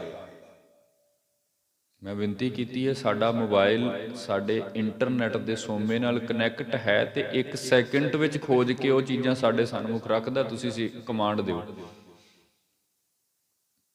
ਮਨ ਜੇਕਰ ਅਕਾਲ ਪੁਰਖ ਨਾਲ ਜੁੜਿਆ ਹੋਇਆ, ਪਰਮਾਤਮਾ ਨਾਲ ਜੁੜਿਆ ਹੋਇਆ, ਗੁਰਮੁਖ ਦੇ ਮਨ ਦਾ ਇੱਕ ਫੁਰਨਾ ਵੀ ਇਸ ਧਰਤੀ ਤੇ ਕਰਾਮਾਤ ਕਰਕੇ ਜਾਂਦਾ ਹੈ। ਕਰਾਮਾਤ ਕਰਦੇ ਨਹੀਂ ਗੁਰਮੁਖ, ਮਨ ਦੇ ਫੁਰਨੇ ਰਾਹੀਂ ਪ੍ਰਗਟ ਹੋ ਜਾਂਦੀ ਹੈ। ਜੇ ਉੱਦਾਂ ਅਸੀਂ ਗੱਲ ਕਰਾਂਗੇ ਨਾ ਕਰਾਮਾਤ ਦੀ, ਤੇ ਔਰੰਗਜ਼ੇਬ ਨੇ ਬੜਾ ਜ਼ੋਰ ਲਾਇਆ ਸੀ ਗੁਰੂ ਤੇਗ ਬਹਾਦਰ ਮਹਾਰਾਜ ਜੀ ਨੂੰ ਕਿ ਸਾਨੂੰ ਵੀ ਕਰਾਮਾਤ ਵਿਖਾ। ਬਹੁਤ ਕਹਿੰਦਾ ਸੀ ਮੈਂ ਤੈਨੂੰ ਜਾਨ ਬਖਸ਼ ਦਿਆਂਗਾ, ਤੁਸੀਂ ਕਰਾਮਾਤ ਵਿਖਾ ਦਿਓ। ਮਹਾਰਾਜ ਕਹਿਣ ਲੱਗੇ ਨਹੀਂ, ਕਿਉਂਕਿ ਮਨ ਵਿੱਚ ਫੁਰਨਾ ਹੀ ਨਹੀਂ ਹੈ। ਤੇ ਜਦੋਂ ਕਿਤੇ ਸਹਿਜ ਸੁਭਾ ਕਿਤੇ ਗੁਰਮੁਖ ਦੇ ਅੰਦਰੋਂ ਫੁਰਨਾ ਉੱਠਿਆ, ਏਡੀਆਂ ਏਡੀਆਂ ਕਰਾਮਾਤਾਂ ਹੋ ਗਈਆਂ ਵੀ ਵੇਖਣ ਵਾਲੇ ਦੰਗ ਰਹਿ ਗਏ। ਮੱਕਾ ਹੀ ਘੁਮਾ ਕੇ ਰੱਖ ਦਿੱਤਾ, ਬਾਬਾ ਨਾਮਦੇਵ ਜੀਆਂ ਨੇ ਮੰਦਰ ਹੀ ਘੁਮਾ ਕੇ ਰੱਖ ਦਿੱਤਾ। ਕਿਉਂਕਿ ਇਹ ਉਹ ਪਾਵਰ ਹੈ, ਮਹਾਰਾਜ ਕਹਿੰਦੇ ਨੇ ਅਜੇ ਤੱਕ ਅਸੀਂ ਇਹਦੇ ਨਾਲ ਜੁੜੇ ਨਹੀਂ। ਜਿਸ ਦਿਨ ਕੋਈ ਗੁਰਮੁਖ ਆਪਣੇ ਮਨ ਨਾਲ ਜੁੜ ਗਿਆ ਨਾ, ਸਮੁੱਚੇ ਬ੍ਰਹਿਮੰਡ ਦੀਆਂ ਤਾਕਤਾਂ ਦਾ ਮਾਲਕ ਬਣ ਜਾਂਦਾ। ਏਡੀ ਵੱਡੀ ਸ਼ਕਤੀ ਪ੍ਰਮਾਤਮਾ ਨੇ ਸਾਨੂੰ ਮਨੁੱਖਾਂ ਨੂੰ ਦਿੱਤੀ ਹੈ, ਸਿੱਧੀ ਤੇ ਬੁੱਧ ਪਾਈ। ਪਰੰਤੂ ਇਹ ਸਾਧਨਾ ਤੋਂ ਬਿਨਾਂ ਮਿਲਦੀ ਨਹੀਂ ਹੈ। ਕਿਉਂ ਨਹੀਂ ਮਿਲਦੀ? ਕਿਉਂਕਿ ਅੱਜ ਵੇਖੋ, ਮੈਂ ਇੱਥੇ ਬੇਨਤੀ ਕਰ ਦੇਣਾ, ਅੱਜ ਸਾਇੰਸਦਾਨਾਂ ਨੇ ਇੰਟਰਨੈਟ ਖੋਜ ਕੇ ਉਹਨਾਂ ਮਨੁੱਖਾਂ ਦੇ ਹੱਥ ਵਿੱਚ ਵੀ ਦੇ ਦਿੱਤਾ ਜਿਨ੍ਹਾਂ ਨੂੰ ਇਹਦੇ ਬਾਰੇ ਰਤਾ ਵੀ ਇਲਮ ਨਹੀਂ ਹੈ, ਪਤਾ ਨਹੀਂ ਹੈ। ਤੇ ਅੱਜ ਸਾਡੇ ਸੰਸਾਰ ਵਿੱਚ ਝਾਤ ਮਾਰ ਕੇ ਵੇਖੋ, ਜਿੰਨਾ ਇਸ ਚੀਜ਼ ਦਾ ਫਾਇਦਾ ਹੈ ਨਾ, ਉਸ ਤੋਂ ਕਈ ਸੌ ਗੁਣਾ ਵੱਧ ਕੇ ਮਨੁੱਖ ਨੁਕਸਾਨ ਕਰ ਰਿਹਾ ਆਪਣਾ, ਆਪਣੇ ਸਮਾਜ ਦਾ, ਆਪਣੇ ਦੇਸ਼ ਦਾ, ਕਿ ਸਮੁੱਚੇ ਸੰਸਾਰ ਦਾ ਹੀ ਨੁਕਸਾਨ ਮਨੁੱਖ ਨੇ ਕਰਨਾ ਸ਼ੁਰੂ ਕਰ ਦਿੱਤਾ। ਹਾਲਾਂਕਿ ਇਹ ਵਸਤੂ ਕੁਝ ਹੋਰ ਹੈ, ਇਹ ਖੋਜ ਕੁਝ ਹੋਰ ਹੈ, ਇਹਦੇ ਮਾਇਨੇ ਕੁਝ ਹੋਰ ਨੇ, ਕੀਤੇ ਕਿਸੇ ਹੋਰ ਮਕਸਦ ਲਈ ਖੋਜ ਗਈ ਹੈ। ਲੇਕਿਨ ਜਦੋਂ ਮੂਰਖਾਂ ਦੇ ਹੱਥ ਲੱਗੀ, ਸਾਡੇ ਵਰਗਿਆਂ ਨੇ ਦੀ ਵਰਤੋਂ ਇਸ ਢੰਗ ਨਾਲ ਕੀਤੀ ਹੈ ਵੀ ਅੱਜ ਜ਼ਿੰਦਗੀ 'ਚ ਖਿਲਾਰੇ ਪਾ ਕੇ ਰੱਖ ਦਿੱਤੇ ਨੇ। ਇਹਦਾ ਮਤਲਬ ਇਹ ਹੈ ਕਿ ਪ੍ਰਮਾਤਮਾ ਨੇ ਮਨ ਦੇ ਵਿੱਚ ਬਹੁਤ ਵੱਡੀਆਂ ਤਾਕਤਾਂ ਰੱਖੀਆਂ ਨੇ। ਮਿਲਦੀਆਂ ਉਦੋਂ ਨੇ ਜਦੋਂ ਕੋਈ ਗੁਰਮੁਖ ਸਾਧਨਾ ਕਰਦਾ, ਸਿਆਣਾ ਹੁੰਦਾ ਹੈ। ਇੱਦਾਂ ਨਹੀਂ। ਜੇ ਇੱਦਾਂ ਮਿਲ ਜਾਣ ਨਾ, ਤੇ ਮੇਰਾ ਖਿਆਲ ਹੈ ਵੀ ਅਸੀਂ ਇਸ ਸੰਸਾਰ ਨੂੰ ਤਹਿਸ ਨਹਿਸ ਕਰ ਦਿਆਂਗੇ। ਪੁਰਾਣਿਕ ਹਵਾਲੇ ਪੜ੍ਹੋਗੇ ਨਾ, ਜਿਨ੍ਹਾਂ ਨੇ ਕੁਝ ਮੰਤਰਾਂ ਦੀਆਂ ਸਾਧਨਾ ਕਰਕੇ ਸਿੱਧੀਆਂ ਲਈਆਂ, ਉਹ ਵੀ ਸ਼ਰਾਪ ਦੇਣ ਤੁਰ ਪਏ। ਕੁਝ ਪੁਰਾਣਿਕ ਹਵਾਲੇ ਨੇ, ਜਿੱਦਾਂ ਸ਼ਾਸਤਰਾਂ ਦੇ ਹਵਾਲੇ ਨੇ ਪੁਰਾਣੇ ਸਮਿਆਂ ਦੇ, ਜਿਨ੍ਹਾਂ ਕੁਝ ਮੰਤਰ ਸਾਧੇ, ਕੁਝ ਮੰਤਰ ਗਿਣਤੀ ਦੇ ਮੰਤਰ, ਉਹ ਵੀ ਲੋਕਾਂ ਨੂੰ ਸ਼ਰਾਪ ਦੇਣ ਤੁਰ ਪਏ। ਤੇ ਬੜੇ ਸਾਰੇ ਬਾਣੀ ਵਿੱਚ ਜ਼ਿਕਰ ਨੇ ਜਿਨ੍ਹਾਂ ਸ਼ਰਾਪ ਦੇ ਛੱਡੇ। ਦੁਰਭਾਸ਼ਾ ਸਿਓ ਕਰਤ ਠਗਿਆਉਰੀ ਜਾਦਵੇ ਫਲ ਪਾਏ। ਦੁਰਭਾਸ਼ਾ ਰਿਸ਼ੀ, ਉਹਨੇ ਮੰਤਰ ਸਾਧਿਆ ਸੀ ਇੱਕ, ਤੇ ਮੰਤਰ ਸਾਧ ਕੇ ਉਹਨੂੰ ਸਿੱਧੀ ਮਿਲ ਗਈ, ਮਨ ਦੀ ਤਾਕਤ ਮਿਲ ਗਈ, ਬਹੁਤ ਵੱਡੀ ਤਾਕਤ ਮਿਲ ਗਈ। ਹੁਣ ਉਹ ਆਪਣੀ ਮੌਜ ਵਿੱਚ ਬੈਠਾ ਸੀ ਤੇ ਯਾਦਵਾਂ ਨੇ ਜਾ ਕੇ ਉਹਦੇ ਨਾਲ ਹੁਜਤ ਕਰ ਲਈ। ਕੁਛ ਇਸ ਤਰੀਕੇ ਨਾਲ ਹੁਜਤ ਕੀਤੀ ਕਿ ਉਹਦੇ ਤੋਂ ਰਿਹਾ ਨਹੀਂ ਗਿਆ, ਤੇ ਉਹਨੇ ਕਹਿ ਦਿੱਤਾ ਵੀ ਤੁਹਾਡੇ ਨਾਲ ਇਉਂ ਹੋ ਜਾਵੇਗਾ। ਉਹ ਕ੍ਰਿਸ਼ਨ ਜੀਆਂ ਦੇ ਜੀਵਨ ਨਾਲ ਸੰਬੰਧਿਤ ਸਾਖੀ ਮਿਣੀ ਜਾਂਦੀ ਹੈ, ਗਿਣੀ ਜਾਂਦੀ ਹੈ ਕਿ ਯਾਦਵਾਂ ਨੇ ਹੁਜਤ ਕੀਤੀ ਸੀ ਇੱਕ ਮਨੁੱਖ ਦੇ ਪੇਟ ਤੇ ਕੁਝ ਇੱਦਾਂ ਦਾ ਬਸਤਰ ਬੰਨ੍ਹ ਕੇ, ਤੇ ਕਿਹਾ ਸੀ ਵੀ ਰਿਸ਼ੀ ਜੀ ਦੱਸੋ ਇਸ ਕੁੱਲ ਵਿੱਚ ਕੌਣ ਪੈਦਾ ਹੋਵੇਗਾ, ਇਸਤਰੀ ਜਾਂ ਪੁਰਸ਼? ਤੇ ਉਹ ਤੇ ਹੁਣ ਸਾਧਨਾ ਕਰ ਚੁੱਕੇ ਸਨ, ਉਹਨਾਂ ਨੂੰ ਤਾਕਤ ਮਿਲ ਚੁੱਕੀ ਸੀ। ਉਹ ਜਦੋਂ 2-4 ਵਾਰ ਪੁੱਛਿਆ ਤੇ ਉਹ ਬੋਲ ਕੇ ਕਹਿਣ ਲੱਗੇ ਉਹ ਪੈਦਾ ਹੋਏਗਾ ਜਿਹੜਾ ਤੁਹਾਡੀ ਸਾਰੀ ਕੁੱਲ ਦਾ ਨਾਸ਼ ਕਰੇਗਾ। ਉਸ ਤੋਂ ਅੱਗੇ ਇਸੇ ਤਰ੍ਹਾਂ ਹੋਇਆ। ਸਾਰਾ ਇਤਿਹਾਸ ਗਵਾਹ ਕ੍ਰਿਸ਼ਨ ਜੀ ਦੇ ਵੇਲੇ ਦਾ। ਇਹਦੇ ਭਾਵ ਅਰਥ ਕੀ ਨੇ ਵੀ ਉਹਨੇ ਸਿੱਧੀ ਤੇ ਪ੍ਰਾਪਤ ਕੀਤੀ ਹੈ, ਲੇਕਿਨ ਉਹ ਸਿੱਧੀ ਦੀ ਦੁਰਵਰਤੋਂ ਕਰ ਲਈ। ਸਿੱਧੀ ਨੂੰ ਦੂਜੇ ਪਾਸੇ ਵਰਤ ਗਿਆ, ਆਪਣਾ ਵੀ ਨੁਕਸਾਨ ਕਰ ਲਿਆ ਤੇ ਸਾਰੀ ਯਾਦਵਾਂ ਦੀ ਕੁੱਲ ਵੀ ਸਾੜ ਕੇ ਰੱਖ ਦਿੱਤੀ, ਮਾਰ ਕੇ ਰੱਖ ਦਿੱਤੀ। ਗੁਰਮਤਿ ਵਿੱਚ ਗੁਰੂ ਨਾਨਕ ਸਾਹਿਬ ਜੀਆਂ ਨੇ ਮਨੁੱਖ ਨੂੰ ਸਹਿਜ ਸਿਖਾਇਆ, ਮਨੁੱਖ ਨੂੰ ਸਿਮਰਨ ਦਿੱਤਾ, ਮਨੁੱਖ ਨੂੰ ਗਿਆਨ ਦਿੱਤਾ, ਮਨੁੱਖ ਨੂੰ ਸਾਧਨਾ ਦਿੱਤੀ। ਉਸ ਤੋਂ ਬਾਅਦ ਫਿਰ ਇਹ ਚੀਜ਼ਾਂ ਵਿਖਾਈਆਂ ਨੇ। ਅੱਜ ਬਖਸ਼ਿਸ਼ ਹੈ ਨਾ, ਮਹਾਰਾਜ ਇਹੀ ਕਹਿ ਰਹੇ ਨੇ ਕਿ ਗੁਰਮੁਖਾ ਤੂੰ ਆਪਣੇ ਅੰਦਰ ਨੂੰ ਸਾਧ, ਗੁਰੂ ਤੋਂ ਪੁੱਛ ਕੇ ਸਾਧਨਾ ਕਰ, ਸਿੱਧੀ ਹੋਵੇਗੀ। ਸਿੱਧੀ ਤੋਂ ਤੈਨੂੰ ਬੁੱਧੀ ਵੀ ਮਿਲੇਗੀ। ਕਿਉਂਕਿ ਸਿੱਧੀ ਤਾਂ ਉਹਨਾਂ ਨੇ ਕਰ ਲਈ ਸੀ, ਲੇਕਿਨ ਮੱਤ ਨਹੀਂ ਮਿਲੀ, ਬੁੱਧੀ ਨਹੀਂ ਮਿਲੀ। ਜੇ ਮੱਤ ਮਿਲ ਜਾਂਦੀ ਨਾ ਤੇ ਫਿਰ ਗੱਲ ਕੁਝ ਹੋਰ ਹੋਣੀ ਸੀ। ਸਾਡੇ ਇਤਿਹਾਸ ਵਿੱਚ ਇੱਕ ਪ੍ਰਮਾਣ ਹੈ, ਜਿਸ ਵਕਤ ਗੁਰੂ ਨਾਨਕ ਸਾਹਿਬ ਜੀ ਸਿੰਗਲਾਦੀਪ ਗਏ ਨਾ ਰਾਜੇ ਸ਼ਿਵਨਾਭ ਦੇ ਪਾਸ, ਤੇ ਉਹਨੇ ਬਾਬਾ ਜੀਆਂ ਦੀ ਪ੍ਰੀਖਿਆ ਲੈਣ ਦੇ ਲਈ ਨਾ ਕੁਝ ਅਫਸਰਾਂ ਘੱਲ ਦਿੱਤੀਆਂ, ਕੁਝ ਇਸਤਰੀਆਂ। ਕਹਿਣ ਲੱਗਾ ਜਾ ਕੇ ਪਤਾ ਕਰੋ, ਪਰਖੋ ਵੀ ਇਹ ਕੌਣ ਹੈ। ਤੇ ਗੁਰੂ ਨਾਨਕ ਸਾਹਿਬ ਮਹਾਰਾਜ ਜੀ ਕੇ ਪਾਸ ਜਿਸ ਵਕਤ ਆ ਕੇ ਉਹ ਆਪਣਾ ਕਰਮ ਧਰਮ ਕਰਨ ਲੱਗੀਆਂ, ਤੇ ਗੁਰੂ ਨਾਨਕ ਸਾਹਿਬ ਕਹਿਣ ਲੱਗੇ ਧੀਓ ਬਹਿ ਜਾਓ, ਇੱਥੇ ਬਹਿ ਜਾਓ। ਪਾਸ ਬੈਠ ਗਈਆਂ। ਮਹਾਰਾਜ ਪੁੱਛਣ ਲੱਗ ਗਏ, ਗੁਰਦੇਵ ਕਹਿਣ ਲੱਗੇ ਤੁਸੀਂ ਇਹ ਕਿਉਂ ਕਰ ਰਹੀਆਂ ਹੋ? ਜੀ ਸਾਨੂੰ ਰਾਜੇ ਨੇ ਭੇਜਿਆ। ਜੇ ਰਾਜੇ ਨੇ ਭੇਜਿਆ, ਤੁਸੀਂ ਤੇ ਆਪਣੀ ਸਮਝ ਵਰਤੋ ਨਾ, ਅਸੀਂ ਸਾਧੂ ਲੋਕ ਹਾਂ, ਅਸੀਂ ਕੋਈ ਮਹਾਰਾਜੇ ਥੋੜਾ ਵੀ ਤੁਹਾਡਾ ਨਿਰਤਿਆ ਵੇਖਣ ਆਏ ਹਾਂ। ਅਸੀਂ ਤੇ ਸੰਤ ਲੋਕ ਹਾਂ, ਕੋਈ ਰੱਬ ਦੀ ਗੱਲ ਕਰੀਏ, ਬਹੁ ਕੀਰਤਨ ਕਰਦੇ ਹਾਂ, ਸ਼ਬਦ ਪੜ੍ਹਦੇ ਹਾਂ। ਉੱਥੇ ਸਿੱਖਿਆ ਦਿੱਤੀ ਬਾਬਾ ਜੀ ਨੇ, ਗਾਛੋ ਪੁੱਤਰੀ ਰਾਜ ਕੁਆਰ, ਨਾਮ ਭਣੋ ਨਾਮ ਭਣੋ ਸਤ ਦੌਤ ਸਵਾਰ। ਇਹ ਕੀ ਕੁਝ ਕਰ ਰਹੀਆਂ ਜੇ ਤੁਸੀਂ? ਸਿਆਣਪ ਵਰਤੋ। ਇਹ ਕੋਈ ਸਿਆਣਪ ਹੈ ਵੀ ਸਾਧੂਆਂ ਦੇ ਅੱਗੇ ਆ ਕੇ ਤੁਸੀਂ ਭੰਗੜੇ ਪਾਉਣੇ, ਡਾਂਸ ਕਰਨੇ, ਨਾਚ ਕਰਨੇ ਸ਼ੁਰੂ ਕਰ ਦਿੱਤੇ ਨੇ? ਤੇ ਸੱਚਮੁੱਚ ਇਤਿਹਾਸ ਕਹਿੰਦਾ ਗੁਰੂ ਨਾਨਕ ਸਾਹਿਬ ਨੇ ਸਾਰਿਆਂ ਨੂੰ ਭਗਤੀ ਵਿੱਚ ਲਾ ਦਿੱਤਾ ਸੀ। ਇਹਦਾ ਮਤਲਬ ਕੀ ਕਿ ਗੁਰਮੁਖ ਕੋਲ ਬਹੁਤ ਵੱਡੀ ਬੁੱਧੀ ਹੈ, ਗੁਰਮੁਖ ਕੋਲ ਬਹੁਤ ਵੱਡੀ ਸਿੱਧੀ ਹੈ, ਗੁਰਮੁਖ ਕੋਲ ਬਹੁਤ ਵੱਡੀ ਸਾਧਨਾ ਹੈ, ਤੇ ਗੁਰਮੁਖ ਕੋਲ ਮਨ ਦੀ ਹਰ ਕਰਾਮਾਤ ਹੈ, ਜਿਹਦੇ ਨਾਲ ਉਹ ਬ੍ਰਹਿਮੰਡ ਦੀ ਹਰ ਤਾਕਤ ਨੂੰ ਥੱਲੇ ਲਿਆਉਣ ਦੀ ਤਾਕਤ ਰੱਖਦਾ ਹੈ। ਗੁਰੂ ਰਾਮਦਾਸ ਸਾਹਿਬ ਮਹਾਰਾਜ ਕਹਿੰਦੇ ਨੇ ਸਭ ਕੁਝ ਭਗਤੀ ਚੋਂ ਮਿਲਦਾ ਹੈ। ਮੇਰੇ ਗੋਬਿੰਦ ਆਪਣੇ ਜਨ ਕੋ ਦੇ ਵਡਿਆਈ, ਗੁਰਮਤਿ ਰਾਮ ਨਾਮ ਪ੍ਰਗਾਸੋ ਸਦਾ ਰਹੋ ਸਰਨਾਈ। ਮਹਾਰਾਜ ਜੀ ਕਹਿੰਦੇ ਨੇ ਇਹ ਸਭ ਕੁਝ ਭਗਤੀ ਚੋਂ ਮਿਲਦਾ ਹੈ, ਸਾਧਨਾ ਚੋਂ ਮਿਲਦਾ ਹੈ। ਅੰਦਰ ਦੀ ਸਾਧਨਾ ਜਿਹੜਾ ਗੁਰਮੁਖ ਕਰਦਾ ਹੈ, ਉਸ ਨੂੰ ਇਹ ਸਾਰੀ ਤਾਕਤ ਪ੍ਰਾਪਤ ਹੋ ਜਾਂਦੀ ਹੈ। ਤੇ ਜਿਹੜਾ ਨਹੀਂ ਕਰਦਾ, ਉਹਦੇ ਲਈ ਫਿਰ ਇਹ ਸੰਸਾਰ ਆਉਣ ਜਾਣ ਦੀ ਖੇਡ ਹੈ। ਸੰਸਾਰ ਸਭ ਆਵਣ ਜਾਣਾ, ਮਨ ਮੂਰਖ ਚੇਤ ਅਜਾਣਾ। ਹਰ ਜੀ ਕਿਰਪਾ ਕਰੋ ਗੁਰ ਮਿਲੋ, ਤਾਂ ਹਰ ਨਾਮ ਸਮਾਣਾ। ਗੁਰੂ ਮਿਲੇ, ਗੁਰੂ ਤੋਂ ਨੁਕਤੇ ਸਿੱਖੀਏ, ਗੁਰੂ ਤੋਂ ਗਿਆਨ ਪ੍ਰਾਪਤ ਕਰੀਏ, ਗੁਰੂ ਤੋਂ ਸਮਝ ਲਈਏ, ਤੇ ਉਹ ਸਮਝ ਅਨੁਸਾਰ ਚੱਲਣਾ ਸ਼ੁਰੂ ਕਰੀਏ। ਜਦੋਂ ਕੋਈ ਸਮਝ ਅਨੁਸਾਰ ਤੁਰਦਾ ਹੈ ਨਾ, ਮਹਾਰਾਜ ਕਹਿੰਦੇ ਨੇ ਇਹ ਬਹੁਤ ਅਗੰਮੀ ਵਸਤੂ ਉਸ ਨੂੰ ਪ੍ਰਾਪਤ ਹੁੰਦੀ ਹੈ। ਵਸਤ ਅਨੂਪ ਅਤ ਅਗਮ ਅਗੋਚਰ, ਗੁਰਪੂਰਾ ਅਲਖ ਲਖਾਏ। ਇਹ ਬੜੀਆਂ ਕੀਮਤੀ ਤਾਕਤਾਂ ਨੇ ਜਿਨ੍ਹਾਂ ਦਾ ਜ਼ਿਕਰ ਗੁਰੂ ਰਾਮਦਾਸ ਸਾਹਿਬ ਮਹਾਰਾਜ ਨੇ ਆਪਣੇ ਸ਼ਬਦ ਵਿੱਚ ਕੀਤਾ ਹੈ। ਜਿਨ ਇਹ ਚਾਖੀ ਸੋਈ ਜਾਣੈ, ਗੂੰਗੇ ਕੀ ਮਠਿਆਈ, ਰਤਨ ਲੁਕਾਇਆ ਲੁਕੈ ਨਾਹੀ, ਜੇ ਕੋ ਰੱਖੈ ਲੁਕਾਈ। ਇਹ ਬੜੀਆਂ ਅਗੰਮੀ ਬਖਸ਼ਿਸ਼ਾਂ ਨੇ। ਆਮ ਮਨੁੱਖ ਨੂੰ ਇਸ ਗੱਲ ਦੀ ਸਮਝ ਨਹੀਂ ਹੈ, ਲੇਕਿਨ ਜਦੋਂ ਕੋਈ ਗੁਰਮੁਖ ਬਾਣੀ ਪੜ੍ਹਦਾ, ਸੁਣਦਾ, ਵਿਚਾਰਦਾ, ਮਨ ਦੀ ਸਾਧਨਾ ਕਰਦਾ, ਉਹ ਇਹ ਸਭ ਵਸਤੂਆਂ ਪ੍ਰਾਪਤ ਕਰ ਲੈਂਦਾ ਹੈ। ਸੋ ਅਖੀਰਲੀ ਪੰਕਤੀ ਵਿੱਚ ਮਹਾਰਾਜ ਨੇ ਫਰਮਾਇਆ, ਸਭ ਕਿਛ ਤੇਰਾ ਤੂੰ ਅੰਤਰਜਾਮੀ, ਤੂੰ ਸਭਨਾ ਕਾ ਪ੍ਰਭ ਸੋਈ, ਜਿਸ ਨੂੰ ਦਾਤ ਕਰੈ ਸੋ ਪਾਏ, ਜਨ ਨਾਨਕ ਅਵਰ ਨਾ ਕੋਈ ਹੈ। ਪਰਿਪੂਰਨ ਪਰਮਾਤਮਾ ਅੰਤਰਜਾਮੀ, ਅਸੀਂ ਸਾਰੇ ਤੁਹਾਡੇ ਜੀਵ ਹਾਂ, ਤੁਸੀਂ ਮਾਲਕ ਹੋ। ਜਿਸ ਨੂੰ ਤੁਸੀਂ ਦਾਤ ਕਰਦੇ ਹੋ, ਉਹ ਆਪ ਜੀਆਂ ਦੇ ਨਾਲ ਜੁੜਦਾ ਹੈ, ਸਾਧਨਾ ਕਰਦਾ, ਸਿਮਰਨ ਕਰਦਾ, ਆਪ ਜੀ ਵਿੱਚ ਭੇਦ ਹੋ ਜਾਂਦਾ ਹੈ। ਸੋ ਗੁਰਦੇਵ ਰਹਿਮਤ ਕਰਨ। ਅੱਜ ਦੇ ਹੁਕਮ ਵਿੱਚ ਮਹਾਰਾਜ ਨੇ ਸਾਡੇ ਤੇ ਬਖਸ਼ਿਸ਼ ਕੀਤੀ ਹੈ। ਆਪਾਂ ਵੀ ਯਤਨ ਕਰੀਏ, ਗੁਰੂ ਕੋਲ ਆਉਣੇ ਆ, ਗੁਰੂ ਬਾਣੀ ਨੂੰ ਪੜ੍ਹੀਏ, ਸੁਣੀਏ, ਇਹਨਾਂ ਸਿਧਾਂਤਾਂ ਨੂੰ ਜ਼ਿੰਦਗੀ 'ਚ ਅਪਣਾਈਏ, ਤਾਂ ਜੋ ਕੋਈ ਕਿਨਕਾ ਮਾਤਰ ਸਾਨੂੰ ਵੀ ਪ੍ਰਾਪਤ ਹੋ ਸਕੇ। ਇੰਨੀਆਂ ਬਿਨਤੀਆਂ ਪ੍ਰਵਾਨ ਕਰਨੀਆਂ ਜੀ। ਵਿਚਾਰਾਂ ਕਰਦਿਆਂ ਅਣਗਿਣਤ ਤਰ੍ਹਾਂ ਦੀਆਂ ਭੁੱਲਾਂ ਹੁੰਦੀਆਂ ਨੇ, ਗੁਰਦੇਵ ਗੁਰੂ ਕੀ ਸੰਗਤ ਅਣਜਾਣ ਸਮਝ ਕਰ ਬਖਸ਼ ਲੈਣੀਆਂ। ਆਓ ਗੁਰੂ ਚਰਨਾਂ ਵਿੱਚ ਅਰਦਾਸ ਅੰਦਰ ਜੁੜੀਏ, ਗੁਰੂ ਫਤਿਹ ਨਾਲ ਸਾਂਝ ਪਾਉਣੀ। ਫਤਿਹ ਪ੍ਰਵਾਨੋ ਜੀ। ਵਾਹਿਗੁਰੂ ਜੀ ਕਾ ਖਾਲਸਾ, ਵਾਹਿਗੁਰੂ ਜੀ ਕੀ ਫਤਿਹ। ਰਾਮ ਕਲੀ ਮਹੱਲਾ ਤੀਜਾ।